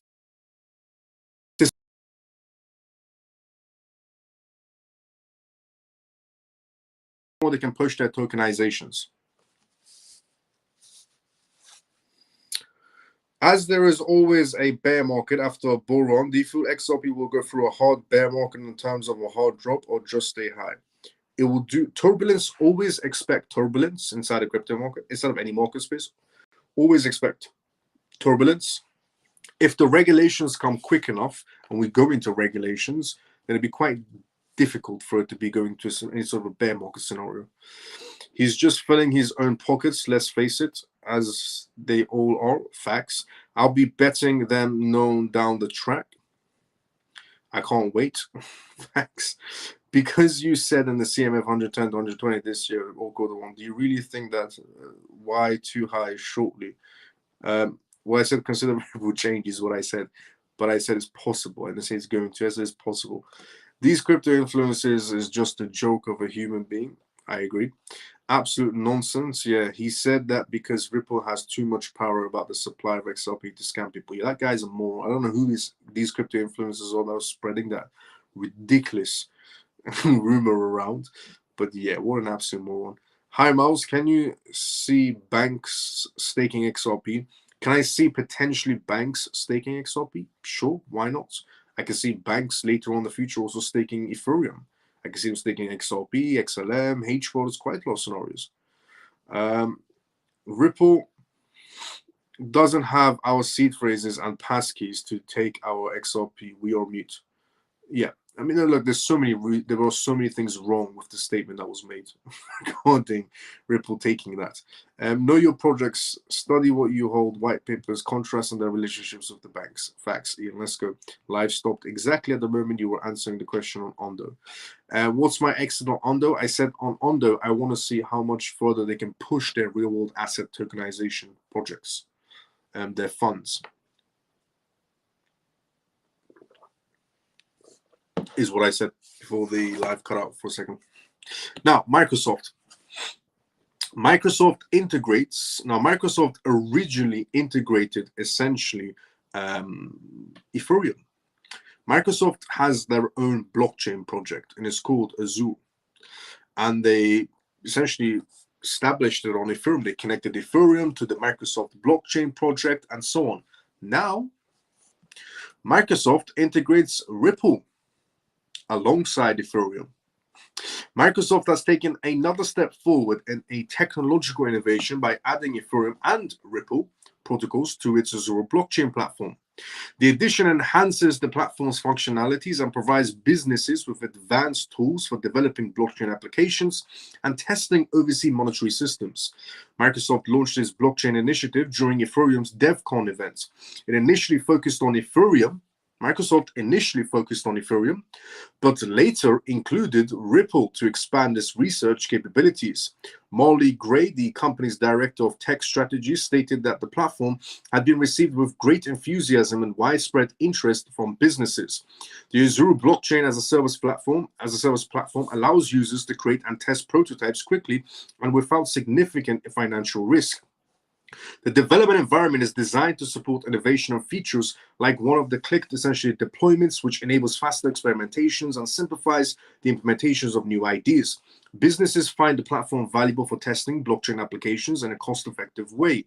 Microsoft began integrating Ripple's protocol in Azure back in 2015, but they're very quiet on the matters, to provide developers with tools to explore solutions for international payments.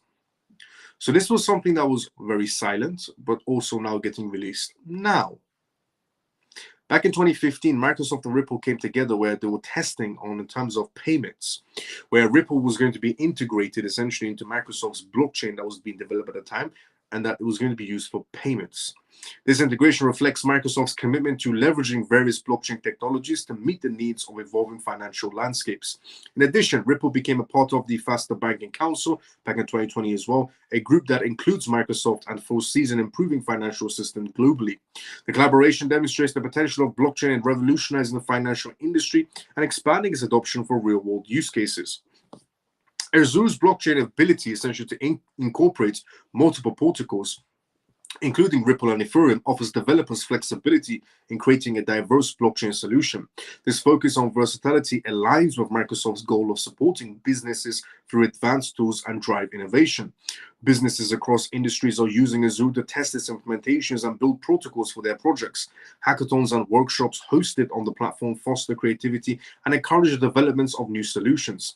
The platform's flexibility allows developers to experiment with various technological makings, a preferred choice for many organizations. While Microsoft continues to improve its services, it remains unclear whether Bitcoin's blockchain will eventually be added to the platform. Yes, it is true. Microsoft has not decided to work in any sort of a way. They're not going to be working with Bitcoin. They might stop buying Bitcoin, following the MicroStrategy's footsteps of holding a Bitcoin reserve. But in terms of Microsoft utilizing Bitcoin's technology, zero chance by the looks of it. And there are many reasons of why is that, because if we're really going to be calling any blockchain dinosaurs, definitely Bitcoin is essentially blockchain is pretty much a dinosaur. But putting that to one side, Azure's blockchain integration of Ethereum and Ripple demonstrates Microsoft's role in advancing essentially blockchain innovation and supporting businesses as they explore this transformative innovation space. So Microsoft, Ripple, and Ethereum. Why is Ripple on board? For payments through Microsoft for institutions. And why is the news coming out now with this matter? Well, because they're getting ready to launch. We're going to regulations. That's what happens when you go into regulations. Launches are happening. Now, moving away from Microsoft essentially and Ripple on terms of payments for institutions to China. China is headed to a massive bubble, crisis bubble. And as I said, they're not the only one. France is headed towards a real estate bubble issue, automotive, Germany bubble, UK is headed towards a bubble, the US is headed towards a massive debt crisis. A lot of countries are going through their own economic bubble crisis scenarios. And there are different time sets of when that bubble will burst eventually. But here is the China one. Where is the massive economic stimulus package rumored to be approved in China? China revealed about a week back ago that they're going to be introducing some sort of a package that's going to be boosting their market space because China's economy is in shatters. They're pretending their market space is doing good, but their real estate market is doing horrendous. It's actually doing drastically very bad. The longer wait, and then China essentially decided to introduce some sort of a package to revive the Chinese market space by pumping it with as much cash as they possibly can. Seems like that package is not arriving and that China's economy could be headed towards major turbulence. The long-awaited idea of a major economic stimulus from China has been refuted, according to Shenzhen Qiz, Chief Operating Officer of the China Beige Book. Speaking on CNBC Squawkbox, Qiz shared his views on China's economic trajectory, the effects of former US President Donald Trump's tariff threats, and Beijing's essentially cautious fiscal approach. As outlined in the firm's November reports, the China Beige Book report shows year-over-year growth in revenue and profits for factories, particularly those that have benefited from essentially surges in export orders ahead of the potential US tariffs. Export orders have risen to levels not seen since COVID as companies fear tariffs are bringing forward their purchases. But the increases reflect streak adjustments rather than sustained growth. Apparently, China's been having a lot of sales happening because when the tariffs kick in, the sales might be slowing down. So a lot of sales are happening now before Trump comes into power.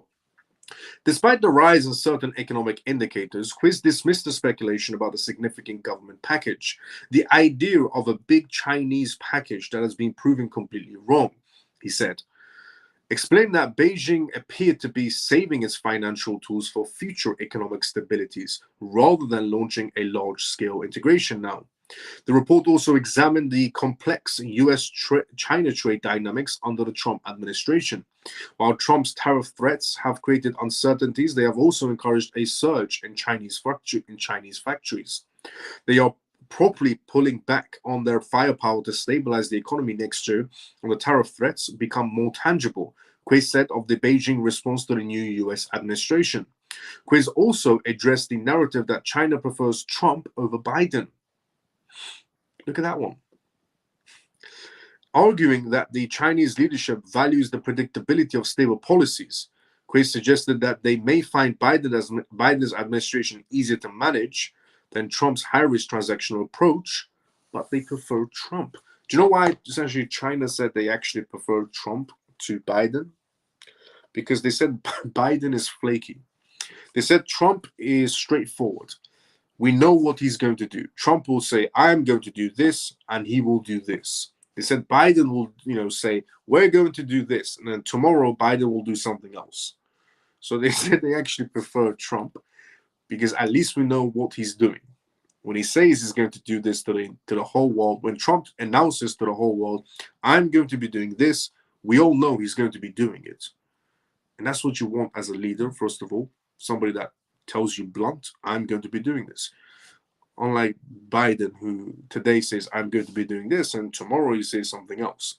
For example, Biden says, I will never pardon my son. My son is not above the law. Nobody is above the law. Today, the news comes up, Biden pardoned his son. Apparently, Biden's son is above the law. That was just one example. XRP, what we're going to be talking about now is some of the people that have hated on XRP, but now have come around. For example, Raoul Pal, XRP's rise above $2 as Raoul Pal admits mistake and applauds the supporters.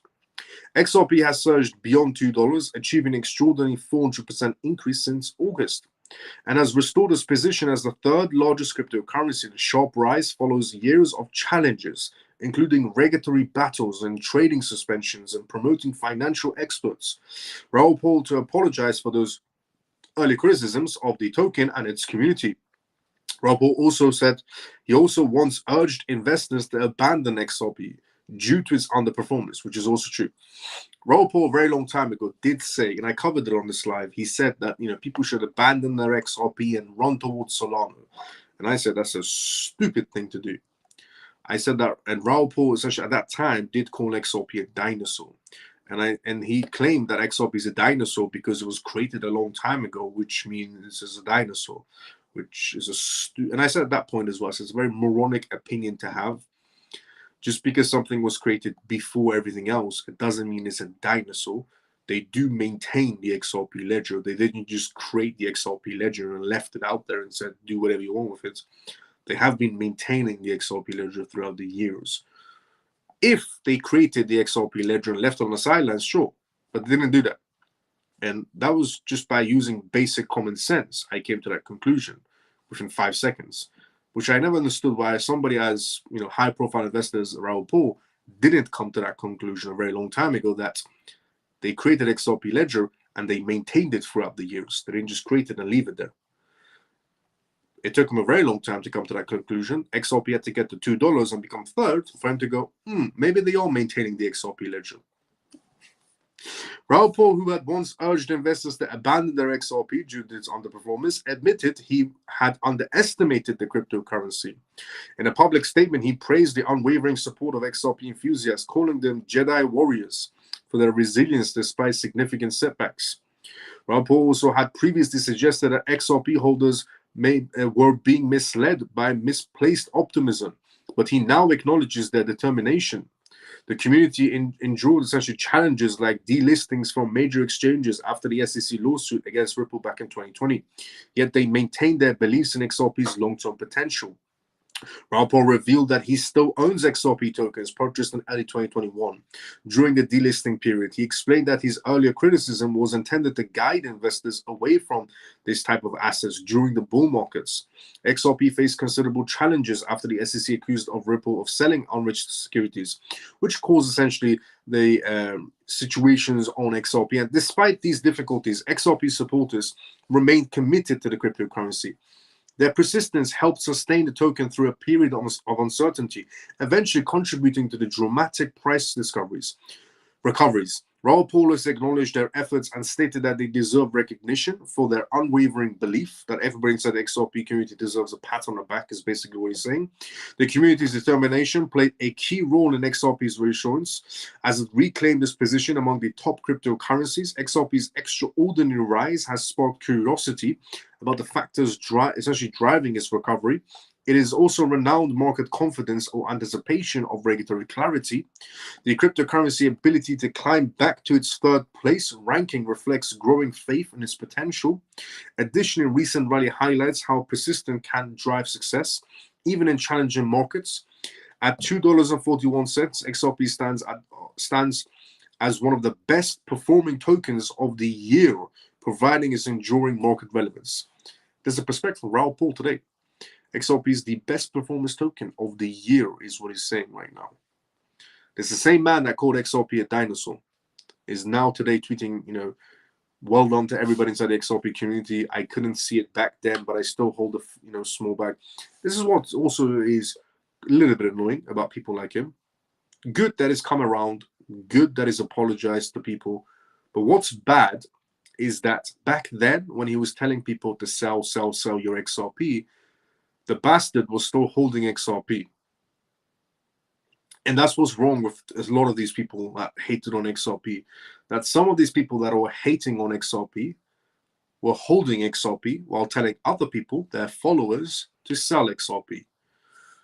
And this bastard revealed this now, that he apologizes to the XRP space and for telling people to sell their XRP back then. And then he revealed that he still owns his XRP. But he was telling other people to sell their XRP. And he's not the only one that's done this. There's been a lot of people inside the XRP space that have been doing this, that have been holding the assets. I'm not going to name the influencers, but there's a lot of them. That there are crypto influencers that have been bashing on XRP, but they hold XRP, but they tell their followers it's a trash asset. It's a manipulated asset. Ripple is taking advantage of you.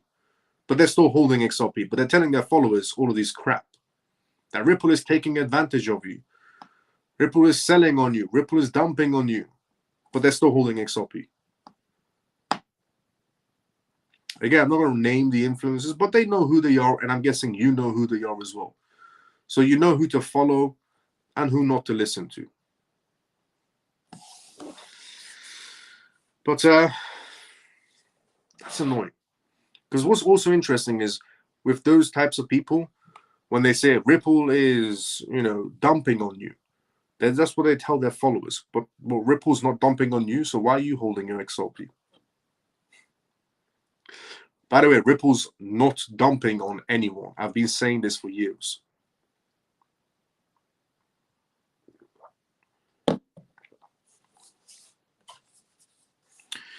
But yeah, a lot of people have apologized today to the XRP community. A lot more will be apologizing as we reach bigger price targets. And some people will never apologize to the XRP space because they're too stubborn. And they'll rather stay poor, or they're still holding a bag of XRP, but they will never admit to it until time comes around. Now, moving on from the people coming around, essentially praising the XRP space, to a US bank. One particular US bank that went bankrupt very long time ago, but is now coming back.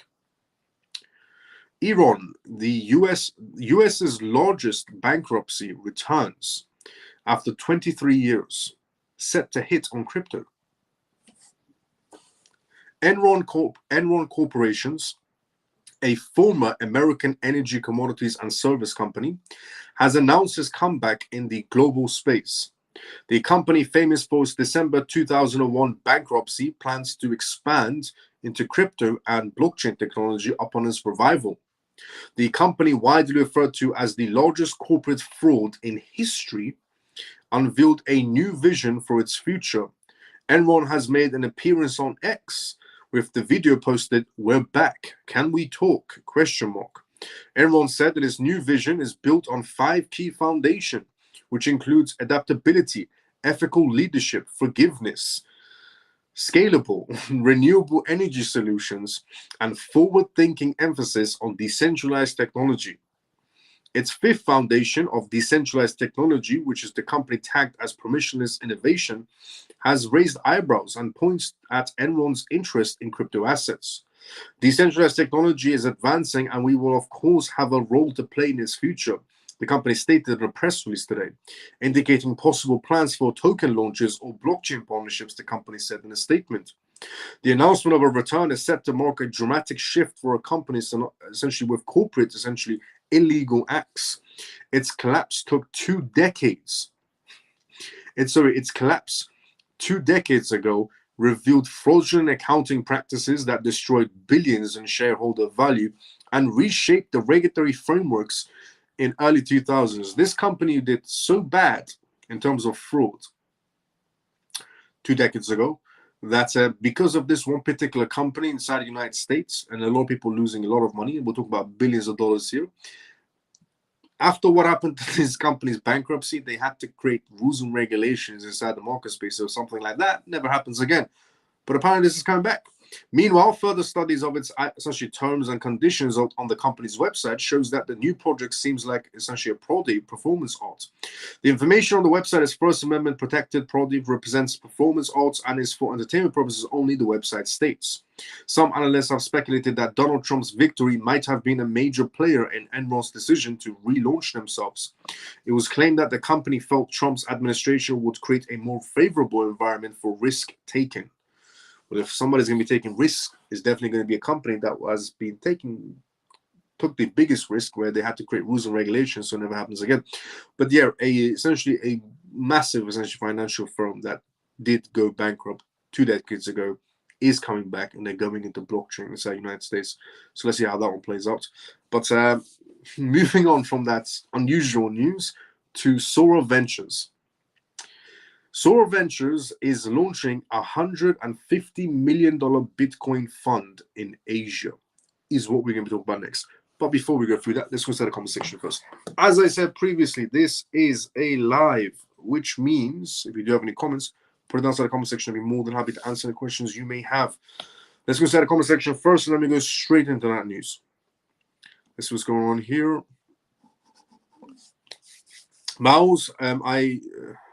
Miles, the United States or the shipment are still on pause till this strict possibility. Shipments still on pause till 1st 20th 2025. Is the strict a possibility? Is a strike a possibility? Possible, yes. Even Miles and CMF. Sorry, I'm late, guys. Joe, good to see you. How you doing? How you been? Miles, a ledger good to use for XRP? Yes. Ledger is always good. Cold storage wallet is always good. Tangent would be probably better. If I sell my crypto, pay all my taxes, and a few years time, decades to move out of the UK, do I get tax refund because of moving out? Depends on the regulations. Regulations. They will be essentially a survivor of all the nations. Yes, it is, honestly. I have my FTM Phantom in my cold wallet. Do I need to move it to an exchange for Sonic upgrade? Yes, I'm guessing your cold storage wouldn't support it. You can check. If you go to Phantom's X page, they should probably be able to tell you if they do support it or not, if it stays on your wallet. In most cases, it doesn't. It should be on an exchange. Binance normally covers all sorts of airdrop scenarios or upgrades. Hello again, beautiful people. Thompson, good to see you. How you're doing. Much potential. Let's go. At some point, there got to be some correct in the market because the market is on fire. It's totally amazing how 15,000 portfolio has gone past 60,000 plus. Crypto is crazy financial assets. So never selling XDC, XRP, XLM. Let's go, Thompson. Love from Island Man, as we say here. We told it. How you doing, Pigeon? People like that are snakes. Why would anyone listen to them anyways? I agree 100%. Miles, can Ripple generate more XRP tokens like Tether, or is 100 billion is the limit? It's the limit. They can't be creating anymore. That's the limit. Either way, train has left the station and the conductor is not looking. Therefore, hop on the while XRP and XLM XDC while it's still affordable. I agree. Now, Sora Ventures. The firm Sora Ventures, a cross-border investment firm based in Asia, has announced a $150 million fund to encourage Bitcoin-focused treasury strategies for publicly listed companies throughout Asia. The initiative aims to follow MicroStrategy's footsteps of utilizing Bitcoin as a principal reserve asset to improve financial essentially performance and provide value to stakeholders. Michael Saylor led MicroStrategy to be the first publicly traded company to adapt Bitcoin as a treasury reserve asset back in 2020. The company has amassed significant Bitcoin holdings and has become a major player inside the cryptocurrency space. Not only has this strategy expanded its asset base, but also drawn significant investor interest, resulting in a substantial increase in its stock price. Sora Ventures intends to launch this model in the Japanese, Hong Kong, Taiwanese, and South Korean stock exchange. The same essentially method that MicroStrategy has been using Bitcoin back in its company is now going to be applied in Japan's market space, Hong Kong's market space, Taiwanese, and South Korean exchanges due to this one company, Sora Ventures. The company would like to partner with open companies to create a regulatory and essentially market-specific strategies for treasury management focused on Bitcoin. Consider, for example, the essentially of Japan's taxations and unrealized Bitcoin gains combined with the right corporate structures. Metaplanet, for example, a Tokyo Stock Exchange listed company, is a testament to the efficiency of this approach, with Metaplanet's 1,000% stock rally in 2024, overtaking the rest as the number one stock on Tokyo Stock Exchange by means of both partnerships with Sora Ventures and Tesoro from essentially Bitcoin inflation mindset. That essentially leaves this success in the credit market, which forms the backbone of the potential benefits of Bitcoin integration into corporate financial strategies. Jason Fang, the managing partner of Sora Ventures, said that the model is highly scalable, adding, "We aim to roll this out across more firms, including a potential listing candidate on Hong Kong Stock Exchange, as well as a candidate on the stock exchange of essentially Thailand, are currently in a dialogue with." Fang emphasized the mutually beneficial potentials of the networks between them and the Bitcoin treasuries that they can be created on the Thai market space as well. Sora Ventures' new $150 million fund is an important step for corporate treasuries and strategies across Asia, including Bitcoin. In adapting MicroStrategy's approach, Sora Ventures hopes to bring a much more similar benefits to listed companies across jurisdictions in Asia, potentially impacting the financial results and shareholders' values aimed at unique regulatory nuances of each market space. Metaplanet's success is a clear essential illustration of the potential benefits of this type of approach, representing a sea of change in areas corporate financial landscapes do.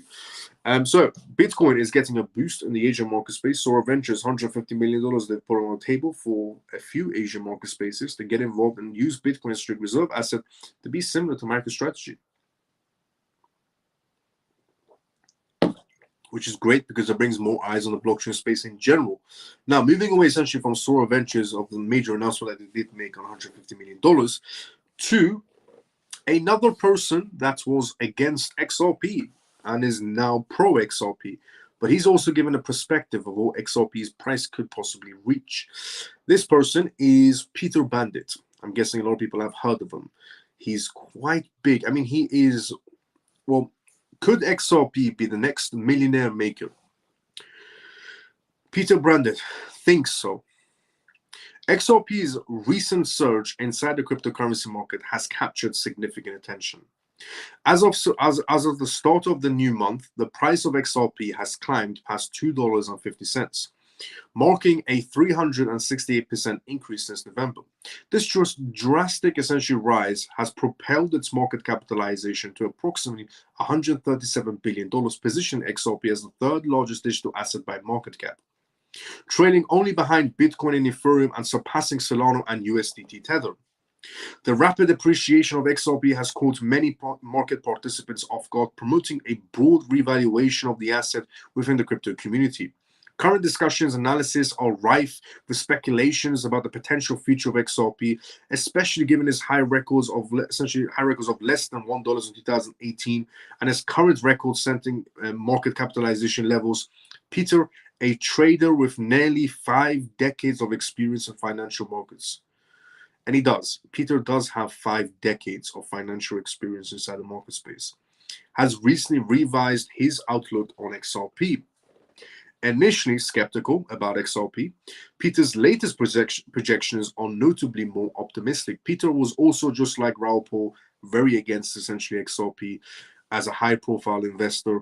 Decades of experience this man's got, just like Raoul Pal. And he's also came out and basically apologized to the XRP community on X and said he's with them. He understands now why the asset is what it does and how it's doing it.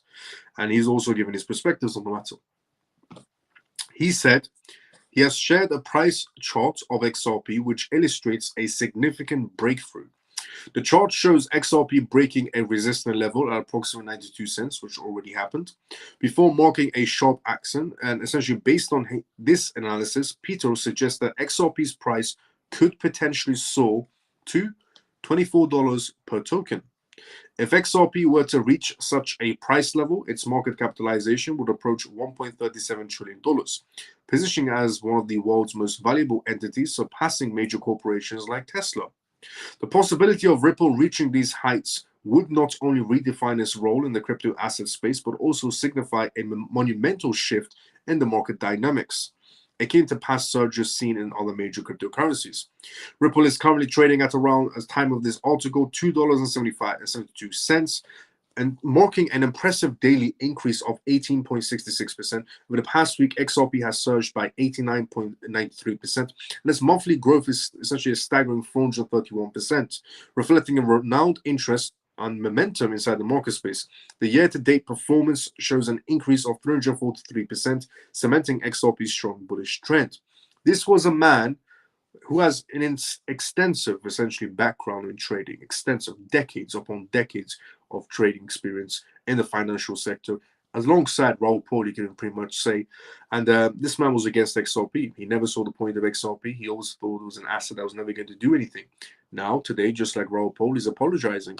Not only is he apologizing, but he's giving out price predictions. It's great to see that. But do you know what's also interesting? Peter released 2 reports today. His other report was this. Peter warns Bitcoin expectations are too high. You know why it's funny? Because Peter was pro Bitcoin. Now, Peter is saying, XRP, I was wrong. XRP is actually a good asset. And on the same day, he releases an apology and says, XRP is a good asset. I'm sorry, I was wrong. And I'm seeing price predictions like XRP now.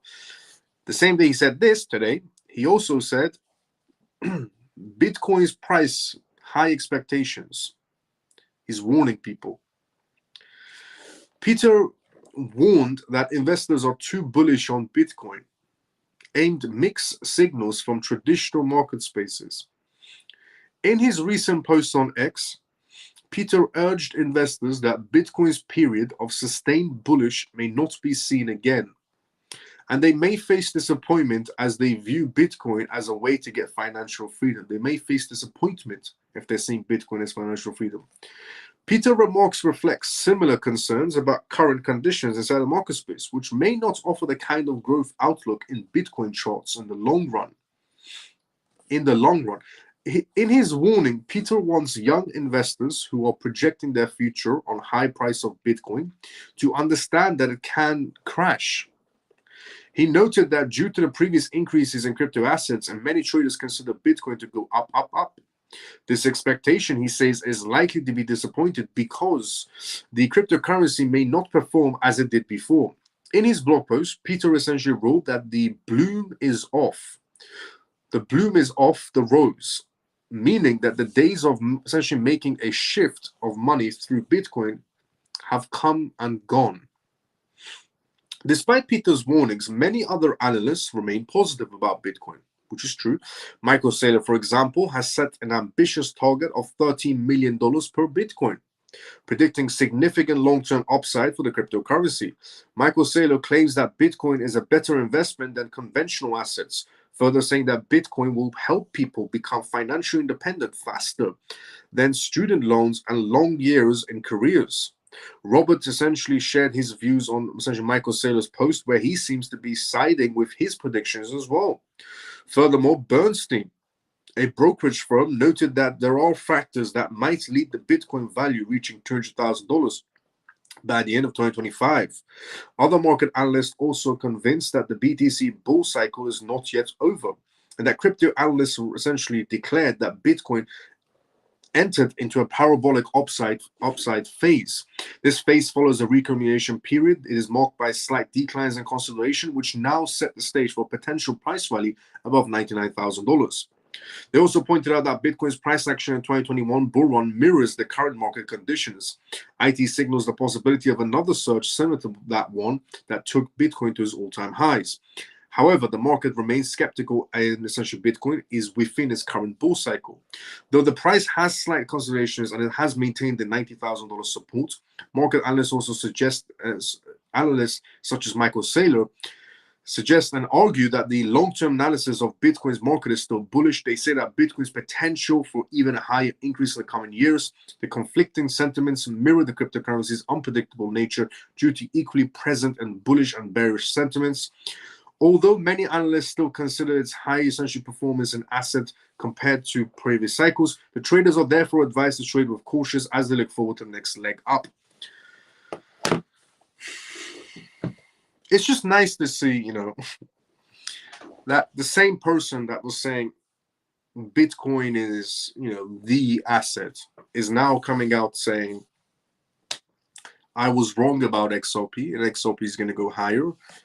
And has also said on the same day today that Bitcoin has reached its peak. Not saying what he's saying is true in any sort of a way, but it's nice to see change of pace, because this man would normally tweet out with the years and extensive experience background he has in trading. He would normally tweet out something, on the lines of that XRP is a dinosaur and so on, just like Raoul Paul. But it's nice to see he's changed sides. And that on the same day he said XRP is doing excellent and I was wrong, to now it's doing better. Now, moving on essentially from the many people that have changed their opinions overnight on XRP to Trump and Putin and BRICS. BRICS, de-dollarization, is it going to be happening? By the looks of it, not. Trump risks ruining his friendship with Putin after threats against de-dollarization. As we reported over the weekend, the US president lashed out on the bloc, essentially warning them against creating a new currency to challenge the dollar. Trump threatened 100% tariffs on all of them if they dared to replace the greenback. With the BRICS pushing de-dollarization harder than ever, Trump's ultimates essentially may create a fracture in the complex relationships with Putin, who has actually essentially cautioned him against it. BRICS nations control over 40% of the world's central bank reserves and have floated the idea of a unified currency for trade. While economists like Mark, essentially a former US Treasury official, dismisses the idea as hot air, others believe Trump theoretically could accelerate these efforts. The dollar remains dominant for several reasons. It's the most liquid currency, it trades freely, and is the world's leading currency, said Cartier, essentially of the National Australian Bank in Sydney. But he also warned that Trump's heavy-handed tactics might push BRICS countries to move faster on reducing their resilience on the greenback. Right now, the dollar dominates 88% of daily foreign trade exchanges. Still, cracks are forming. Brazil and China are already trading in their own currencies, while India and Malaysia have signaled agreements to boost rupee transactions. Even Thailand and China have inked deals for local currencies and swaps. Trump's threats may force more such agreements into reality, is what they're suggesting. Trump's tough talks risk complicating his careful, cultivated relationship with Putin for years. Trump has publicly praised the Russian president, even calling him a genius at one point. But his administration masked transactional essential relationships. Both leaders have used their rapid, essentially advance their own agendas from Syria to Ukraine, but with sanctions biting and global trade shifting as well, Putin has long sought to weaken the US financial homology. Though he did also express a desire to abandon his de-dollarization plans for Trump, so the president-elect's latest remarks were quite literally needless, and he is testing the limits of the so-called friendship. It is true, Putin has said that he will drop the whole idea of de-dollarization, but they're still going to be creating a Russian ruble CBDC and releasing in 2025. It's just not going to be a dominating currency, and the US dollar is still going to be leading the charge. Obviously, China's not happy about that scenario in any sort of a way, but Trump's push to maintain the dollar dominance is nothing new. During his first term, he weaponized tariffs as a essentially bargaining zone tool, and from China to Europe, but this time he's targeting the entire bloc of nations that collectively mark up a significant portion of the global economy. This dominance is backed by unparalleled size of US economies and the trustworthiness of the treasury bonds.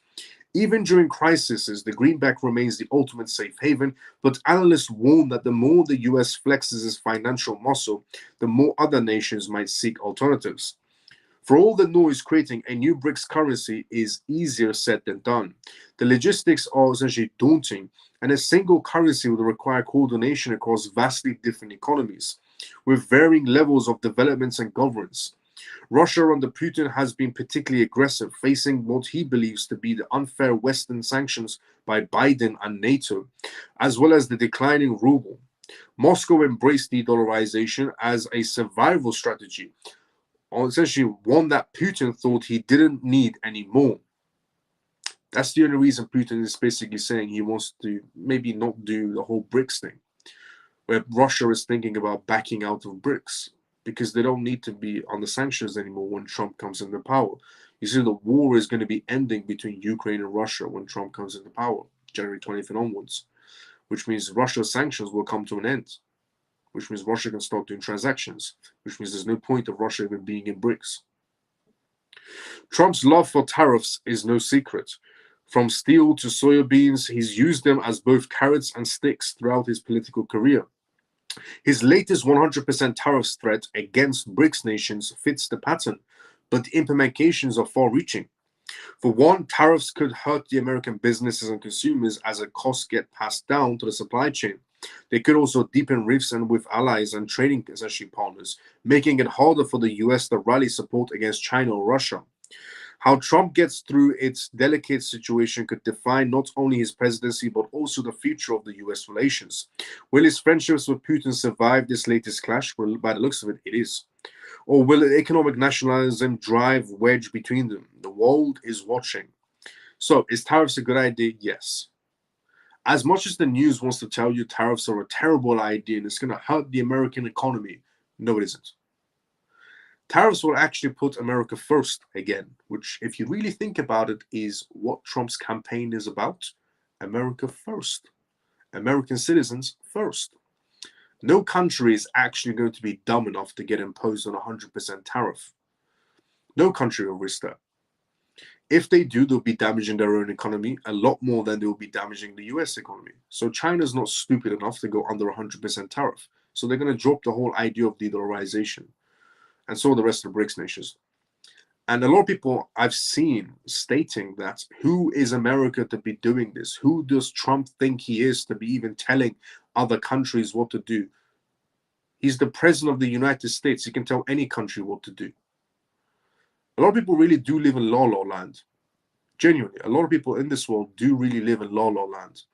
And they don't understand the power that seat brings you as the president of the United States. Don't look at Biden as an example. The man was barely awake.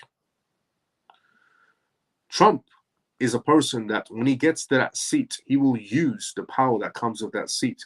And nobody's controlling this man. He's controlling himself, which some people might say is dangerous, but I prefer it that way.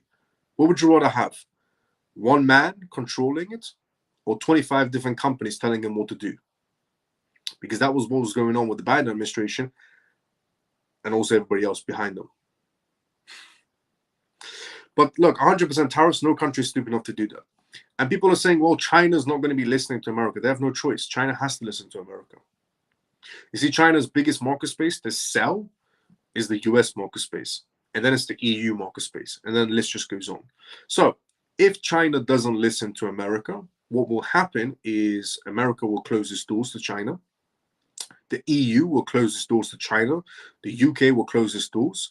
Canada will close its doors. Australia will close its doors. Japan will close its doors. Singapore will close its doors. The Middle East will close its doors, which means China's producing and producing and producing, and nobody to sell it to. And the only countries that will buy it from China will be buying at a ridiculous discount, which will put more pressure on China. And China's already heading towards an economic bubble. It's a real estate bubble, very big one. Which means China will get pressured to drop the whole de-dollarization project. Otherwise,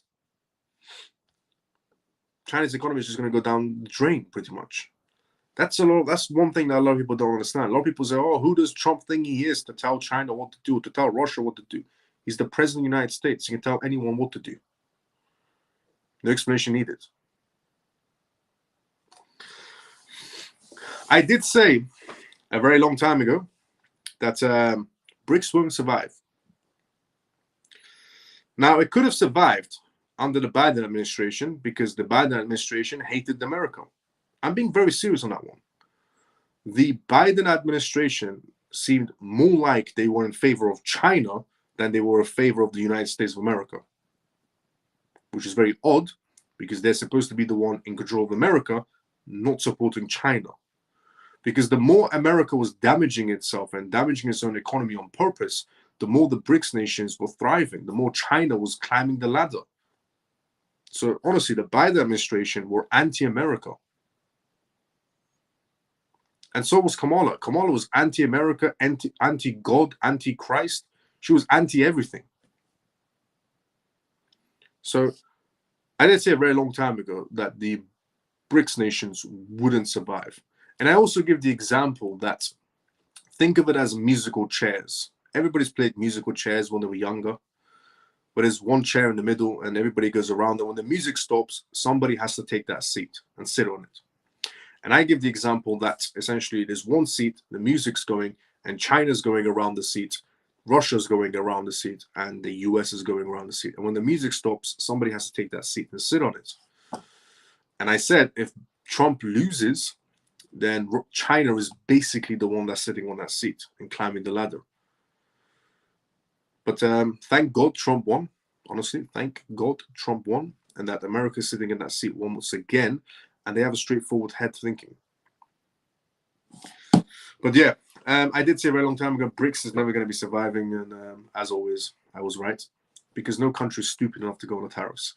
China's not stupid enough to go on the tariffs, because their economy will crash, genuinely crash, if they decide to go against Trump.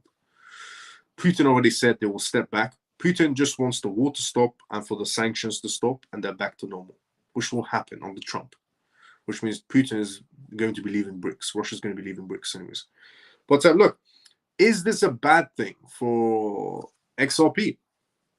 Because a lot of people see XRP Ledger, BRICS nations, and so on. Is this a bad thing for XRP? No, it's not. It's still the same thing.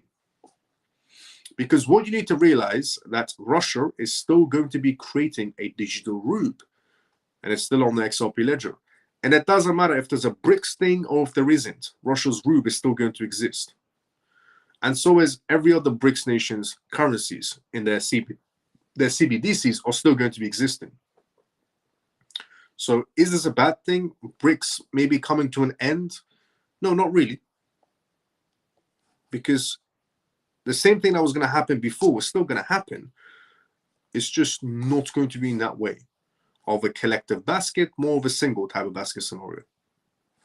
So if anybody was thinking BRICS might be coming to an end, Trump is going against BRICS, is this bad for XRP? No, not really. All these countries are still going to be coming out with a CBDC. All of these countries are still going to be coming out with a CBDC, and they're all still under the Bank of International Settlements, which, according to the PDF document on the Bank of International Settlements titled Cross-Border Payments, Ripple is still there. So it's not a bad thing either for XRP with BRICS coming to an end. But I did say it wouldn't survive. BRICS was going to have difficulty surviving. There's a lot of hurdles they have to jump through. And with Trump winning the presidency, the hurdles came to stop.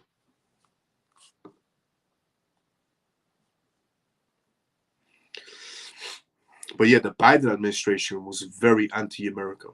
Very anti-American. And I'm surprised a lot of people in America didn't see that the Biden administration was anti-America. It was very obvious. But Trump is very pro-America, and that's how it should be if you want to be a president of the United States. Now, moving on from that to essentially Avalanche.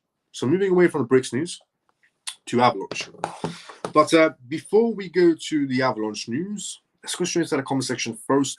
As I said previously, this is live, which means if you do have any questions, put it down inside the comment section. I'm more than happy to answer the questions you may have. But yeah, let's go straight inside the comment section, and then we go straight into the Avalanche news, and then we got XRP news to go through still. Let's see what's going on here. Miles, you missed on comments. What comments did I miss? What comments did I miss? I didn't miss any comments. So the last comments before that I read from, yeah, absolute nonsense. They said that Ripple has too much power. Yep, I already read that one. Hi, Mouse. Can you see the banks staking XRP? I already answered that as well. I said yes, it's a possibility. Quite high possibility. Ripple doesn't have our seed for it. I read that one as well. Know your project, study what you I read that one as well. Live stopped exactly at the moment. Asked on the questions. Yep. Read that. Miles' leisure, good to use XRP. Read that. Even in Miles' CMF. Sorry, I'm late. I read that as well. Joe, good to see you again. And Miles, I'm United States. I read that one as well. If I sell my crypto, pay all my taxes. I read that question as well. Which one did I miss? Below, which questions did I miss? Because I read it all the way up to your comments. I went to transfer my Solana, just in case I did miss any. Sorry, but I don't think I did. I want to transfer my Solana to XRP. Then I realized I had started them. I had stated them 2 years ago. Unstaking now. Oh, you staked them 2 years ago, but now you're gonna unstake them now. I've just brought more XDC at 8 cents. I was buying at 3 cents. And was getting over 16,000 tokens, but at 0.8, it's now down to 5,570 tokens. For the same amount of money, wish I'd caught XRP at those prices. It's okay, Stormy. And yet, this fool Peter Rabbit is valuing XRP under the market cap, which is relevant, which is also true as well. Regarding market cap when it comes to XRP, it's incredibly irrelevant. Not just XRP, but I've been saying this for the longest time, that market cap doesn't really factor in utility. It never has and never will. And this can be applied to any crypto asset that has utility purposes. But market cap isn't a great metric unit for essentially figuring out the price points of any crypto assets at all, especially XRP, due to its utility and liquidity in the AMM pools. It's the worst metric unit to be having inside cryptos. Market cap is a great metric unit for stocks, but terrible for crypto assets. Good morning, Mal. Good night, Miles. And I see my family. See you guys tomorrow night. Frank, about to see you tomorrow, but sometimes usual. You said in 2023, BRICS will never last. You could be onto something. I did. In 2023, I did state that BRICS will never last. Ondo is up 40.80%. It's at $1.67. Let's go Ondo. Love that music chair analogy. I remember you mentioning that straight out of that famous mouse crystal ball. Let's go, Ray. Thank God Trump won. All facts. Not enough Americans realized about the hate regarding Kamala and America. Facts. BRICS is CBDCs. It's no difference. Yes, it is true. BRICS wasn't CB. The BRICS currency, yes, was CBDC, but each country has an individual CBDC still. So it still doesn't matter. There has to be a token as a middleman, and XRP is the middleman token. XRP is the middleman token essentially for all currency transfers. So under the Bank of International Settlements. So it doesn't really matter if BRICS exist or not, it's still CBDCs. Each country still has its own CBDC. That's why it doesn't matter. Regarding BRICS, a lot of people think if BRICS goes away, then it's bad for XRP. In reality, it isn't. If BRICS goes away or BRICS stays, it still makes no relevance.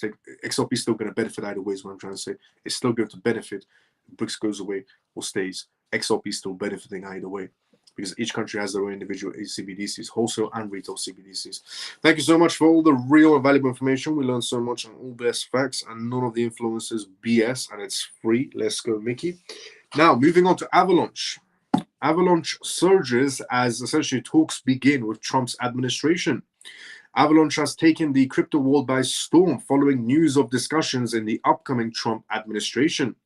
Avalab's CEO stated that this collaboration could positively impact Avalanche's growth and AVAX price. The announcement has already fueled a notable rally in AVAX, attracting significant market attention. Avalanche is, as I've said previously, an incredibly underrated project. 10 times better than Solana. In my opinion, AVAX is 10 times better than Solana. It was confirmed that the Avalanche had initiated discussions with Trump administration, emphasizing a results-oriented approach. You won't see political connections flaunted on social media. Instead, you'll see sudden results, Avalanche style.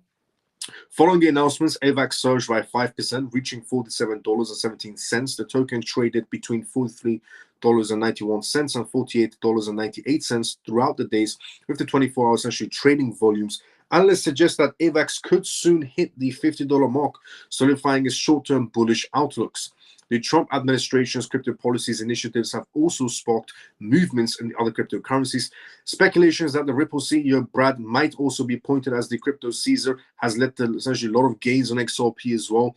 And similarly, Avalanche's discussions with the administration has seen some positive signals for AVAX's long-term essentially prospects. And according to Day there, Avalanche's 9,000 essentially testnet upgrade further supports optimistic and forecast, and analysts believe that the ongoing talks with the US government could essentially catalyze the sustained price of XRP, the sustained price of AVAX. And Avalanche's community views the discussions as a pivotal step, bolstering AVAX's value over the long term. Many see this thing essentially as a move or reflection of Avalanche's ambitious movements and to position itself as a global leader in crypto assets. As Avalanche strengthens its ties with the US government, market participants are closely watching as how these developments can unfold. If successful, they could cement Avalanche's essential status as a top contender inside the blockchain and crypto sectors. AVAX is an incredibly underrated blockchain, 10 times better than Solana can ever dream of becoming. AVAX is being used on a subnet green by JP Morgan, on a subnet green by Citibank, on a subnet green by a multitude of institutions and banks. Not saying it's the chosen crypto project and then that's it moving forward. No. A lot of crypto projects are chosen and destined for that same pattern. They're all going to be working alongside each other, but AVAX is also one of them as well. And in my opinion, 10 times better than Solana. But time will tell. Now, moving away from AVAX essentially to XRP ETFs, which today we got a big one regarding XRP ETFs, which was Wisdom Tree. But before we go through that, let's go start the comment section first. XRP is the bridge currency, 100%. Yes, facts, absolutely facts. I will sell at the right price. Let's go moving forward. Hello, my CMF on YouTube. Share the live. Let's go, Scott. I brought like $100 of Bitcoin back in 2014. It's worth logging into my crypto wallet. I'm thinking it's possibly best devalued or whatever. Log into it. It's definitely not devalued. If you brought, it should be worth more now. Now, hello CMF and share the live. Let's go, Scott. Definitely share the live. XDC seems to be lagging behind Hedera. Will they catch up in your opinion? Yes, XDC will be joining the party even more. Now, Wisdom Tree, but it has to and it will. We don't need XRP ETFs. Moving forward said we don't need XRP ETFs. We do, in a sense. I'll tell you why we need them in a sense. So Wisdom Tree files for spot XRP ETFs inside the United States, which is massive news. Wisdom Tree has essentially submitted a S1 form filing with the US Exchange Commission to launch XRP spot ETFs. The Wisdom Tree XRP fund was reportedly filed today, December 2nd, essentially, and thus it would help investors to get direct exposure to the price of XRP without holding the cryptocurrency itself. The filing states that the ETF would be listed on essentially CBOE and BZ exchanges, and the Bank of New York Mellon will be the administrator of the fund. Now, ironically, New York Mellon has ties to Ripple as well. However, the custody and execution of XRP will later be carried out by Coinbase affiliates. Ironically, Coinbase and Ripple are in a share pact that funded politicians to become pro-crypto. Meanwhile, this is not Wisdom Tree's first quest to introduce a crypto ETF. It's a segment. Earlier this year, the company released a Bitcoin fund named Wisdom Tree Bitcoin Fund, BTCW, and also essentially unveiled their XRP product, Wisdom Tree Physical XRP, which is now trading on the European market space, Deutsche Börse, essentially on Swiss exchanges. And Bitwise, the first firm to offer a US-based spot XRP ETF proposal back in October 2024, has since then been joined by the submissions of the Carry Capital and 21 shares. However, the approval of these funds remains uncertain because of the ongoing legal issues between Ripple Labs and the SEC, which is coming to an end. Gary Gensler leaving January 20th. The legal situation may take time to resolve, but many believe that the change at the SEC, such as the possible resignations of Chairman Gary Gensler, could influence the approval of the process for these funds. True, yes. Now, XRP ETF, we're going to get a lot more XRP ETFs happening as the days progress, especially in 2025. Now, are we going to get an XRP ETF launched this year? Possibly not. Knowing Gary Gensler is an absolute weasel, he's not going to be approving any XRP. He hasn't even bothered looking at the filings. The SEC has not even looked at the XRP ETF filings. They've only looked at one of them, which is Grayscale's large fund cap, which is Bitcoin, Ethereum, XRP, Solana, AVAX in one fund. That's the only one the SEC has even looked into. The rest of the ETF filings, they haven't even bothered opening the file to even take a look. So regarding XRP ETFs, 2025 is obviously the time process with ETFs happening. If we do get one this year, it'll be an absolute miracle. Maybe Gary Gensler has a good heart within himself to do that. But other than that, I don't see that happening. 2025, yes, under new SEC chairmanship, definitely XRP ETFs. A lot more XRP ETFs happening as well. Now, on the basis of moving forward said, we don't need XRP ETFs. I'll disagree with that. Look, I get it, because you're saying on the basis of XRP is going to be a reserve, XRP is going to be the middleman asset, which it is going to be. And regarding XRP ETFs, we might not even need XRP ETFs because XRP playing a middleman role, being for currency transfers and so on, for domestic payments and international payments, wholesale CBDCs, in other words, retail CBDCs, wholesale CBDC tokenizations. XRP is playing a big role, and we don't really need the whole ETF, the XRP ETF scenarios. Look, what I can say is, high-profile investors in Wall Street, even outside Wall Street, essentially prefer to enter into assets as an ETF rather than holding the asset itself. So essentially, it's just more money entering the XRP space. Why reject more money is what I'm trying to say. So it's not that we need to have it, but it's a boost. So why not have that boost? What's wrong with having that boost? If you're worrisome is that too many institutions will be in play, too many institutions are already in play. And institutional money is always better because there's a lot of it and it never runs out. So yes, the argument of, well, XRP is already going to be playing a massive role anyways. We don't really need the ETS. So, a backbone asset for currency transfers and domestic international payments and wholesale CBDCs and retail CBDCs and wholesale CBDC tokenizations. Why would we need an ETF? It's just more money. Why reject it? Which can come maybe even sooner than the currency starts. is what I'm trying to say. So why reject it in the first place?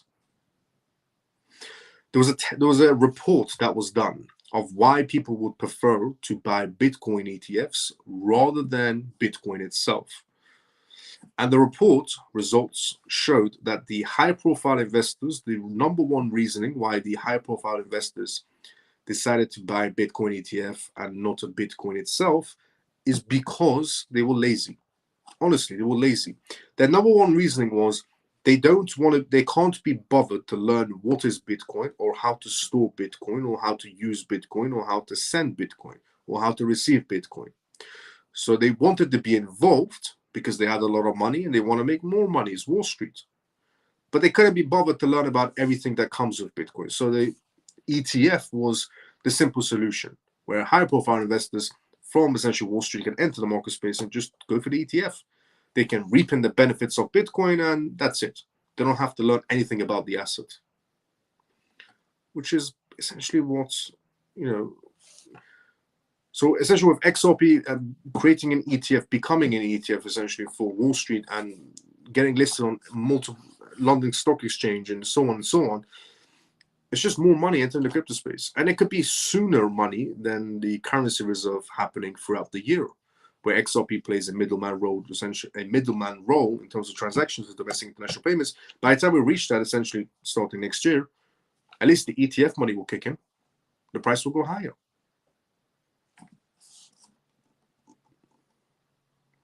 So don't reject more money. Never reject more money. Miles, what did you say about XPR Proton a few nights ago last week? I said I had to look into it. Regarding my question, if you are serious about 110 to 120 XRP this year or quarter 1 2025, and why? Am I serious about it? I say it's a possibility, and I would say it's going to be happening. Quarter one, what I would still say is consider variable change. But it has to continue this momentum. It has to carry a much more higher momentum to reach that price point very soon. That would be a dream. What is your opinion about Viot? It still has their partnership with IBM, so in that sense is good, going to rules and regulations.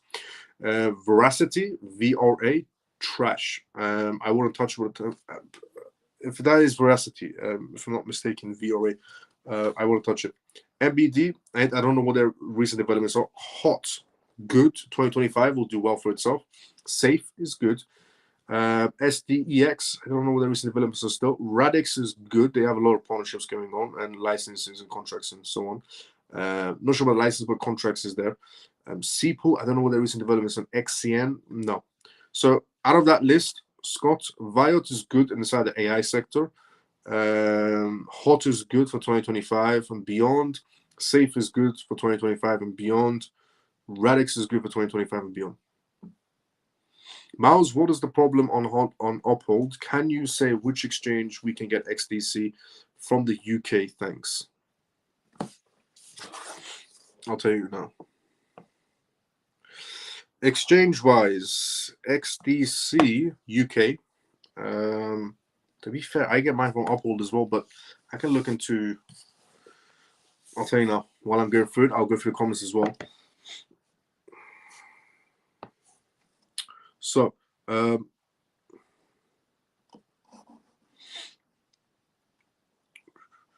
I transfer money from Uphold to another wallet? I'm having a difficult time doing so. Yes, you can. Do you want me to send you a step-by-step? If you want, I can send it to you, no problem. But also, I just wanted to say,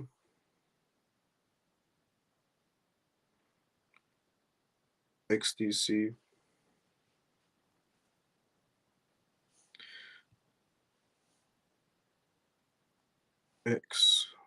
XDC. UK.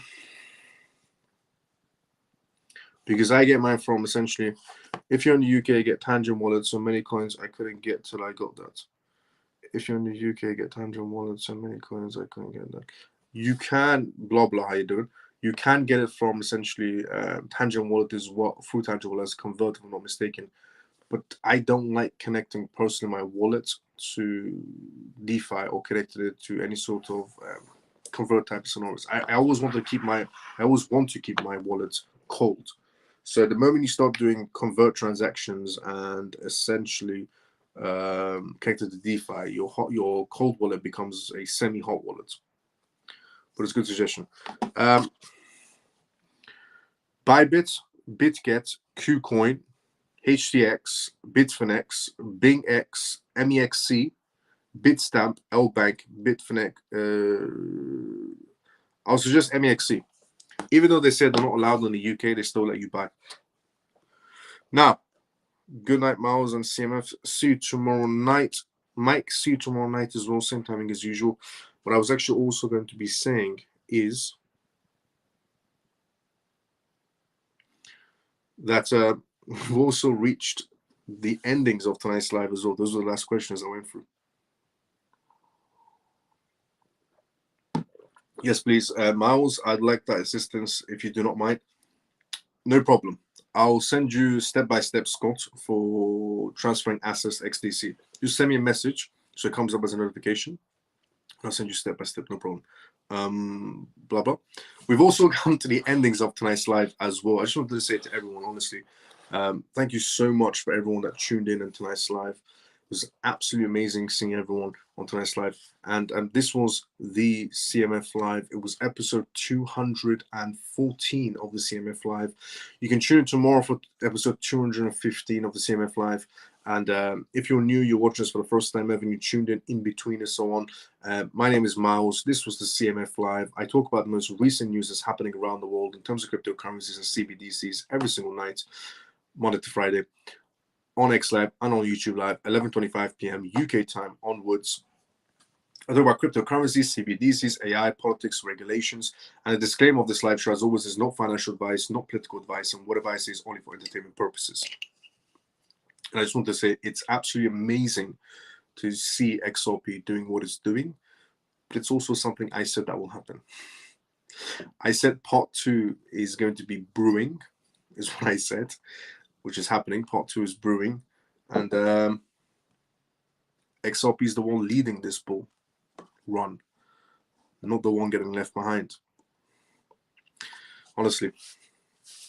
Good night, Miles, and all CMF. Thank you for all the news. JP, see you tomorrow, but same time as usual. Thanks. Good, Sugar. Good to see you tomorrow, sometimes as usual as well. Thanks, Miles. Nice one. Ian, see you tomorrow, sometimes as usual, brother. Thanks for amazing live, brother. Camel, see you tomorrow, sometimes as usual. Great live, Miles, as usual. Good night, Miles and CMF. Jason, see you tomorrow, sometimes as usual as well. Good night, Miles and CMF. Very informative live. Thank you, Carol. See you tomorrow, sometimes as usual. Good night, and thanks again. Let's go, Mickey. See you tomorrow, sometimes as usual. Good night, Miles and CMF. Thanks for the great news. See you tomorrow. Free and forever. See you tomorrow, sometimes as usual as well. Thanks, Legend. As always, full of important insights. Much appreciated. Night and day to all the CMF. Shelly, see you tomorrow, sometimes as usual as well. Thank you, Miles. Stormy, see you tomorrow, sometimes as usual as well. Thanks, Miles. Good night, CMF. See you tomorrow. Orphan, see you tomorrow, sometimes as usual as well. Thanks, Miles, for the great live. Awesome new schedule too, as we don't want you to burn out. You've done so much good in the world. Can't wait to see what's to come. Take care all.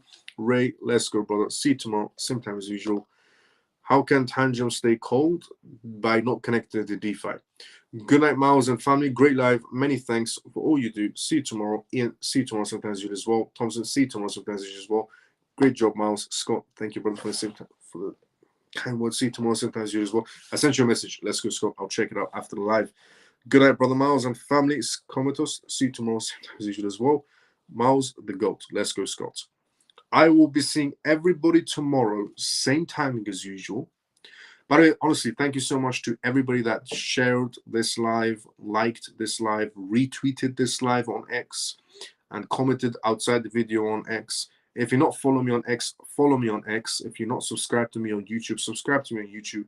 Tune in Monday to Friday, so you can tune in tomorrow, in other words, for the next episode of the CMF Live. Tune in Monday to Friday, 11:25 p.m. UK time, Monday to Friday. We talk about cryptocurrency, CBDCs, AI, politics, regulations, vital information what you know about, and I do Q&As as well. And if you haven't subscribed, if you watch us on YouTube, if you haven't liked the live on YouTube. If you watch us on X, if you're not following me, follow me, retweet, like, comment, share. Let's go. Tangent is a great cold wallet. I agree 100%. Share the live, comment after the live ends. Let's go. Thanks, Miles. Ghost Runner, let's go. Good night, CMF. Ghost Runner, see you tomorrow, sometimes as usual as well. I'll see everybody tomorrow, same time as usual. Everybody have a great day or a good night, depending on where you're around the world. CMF, see you tomorrow, same time as usual.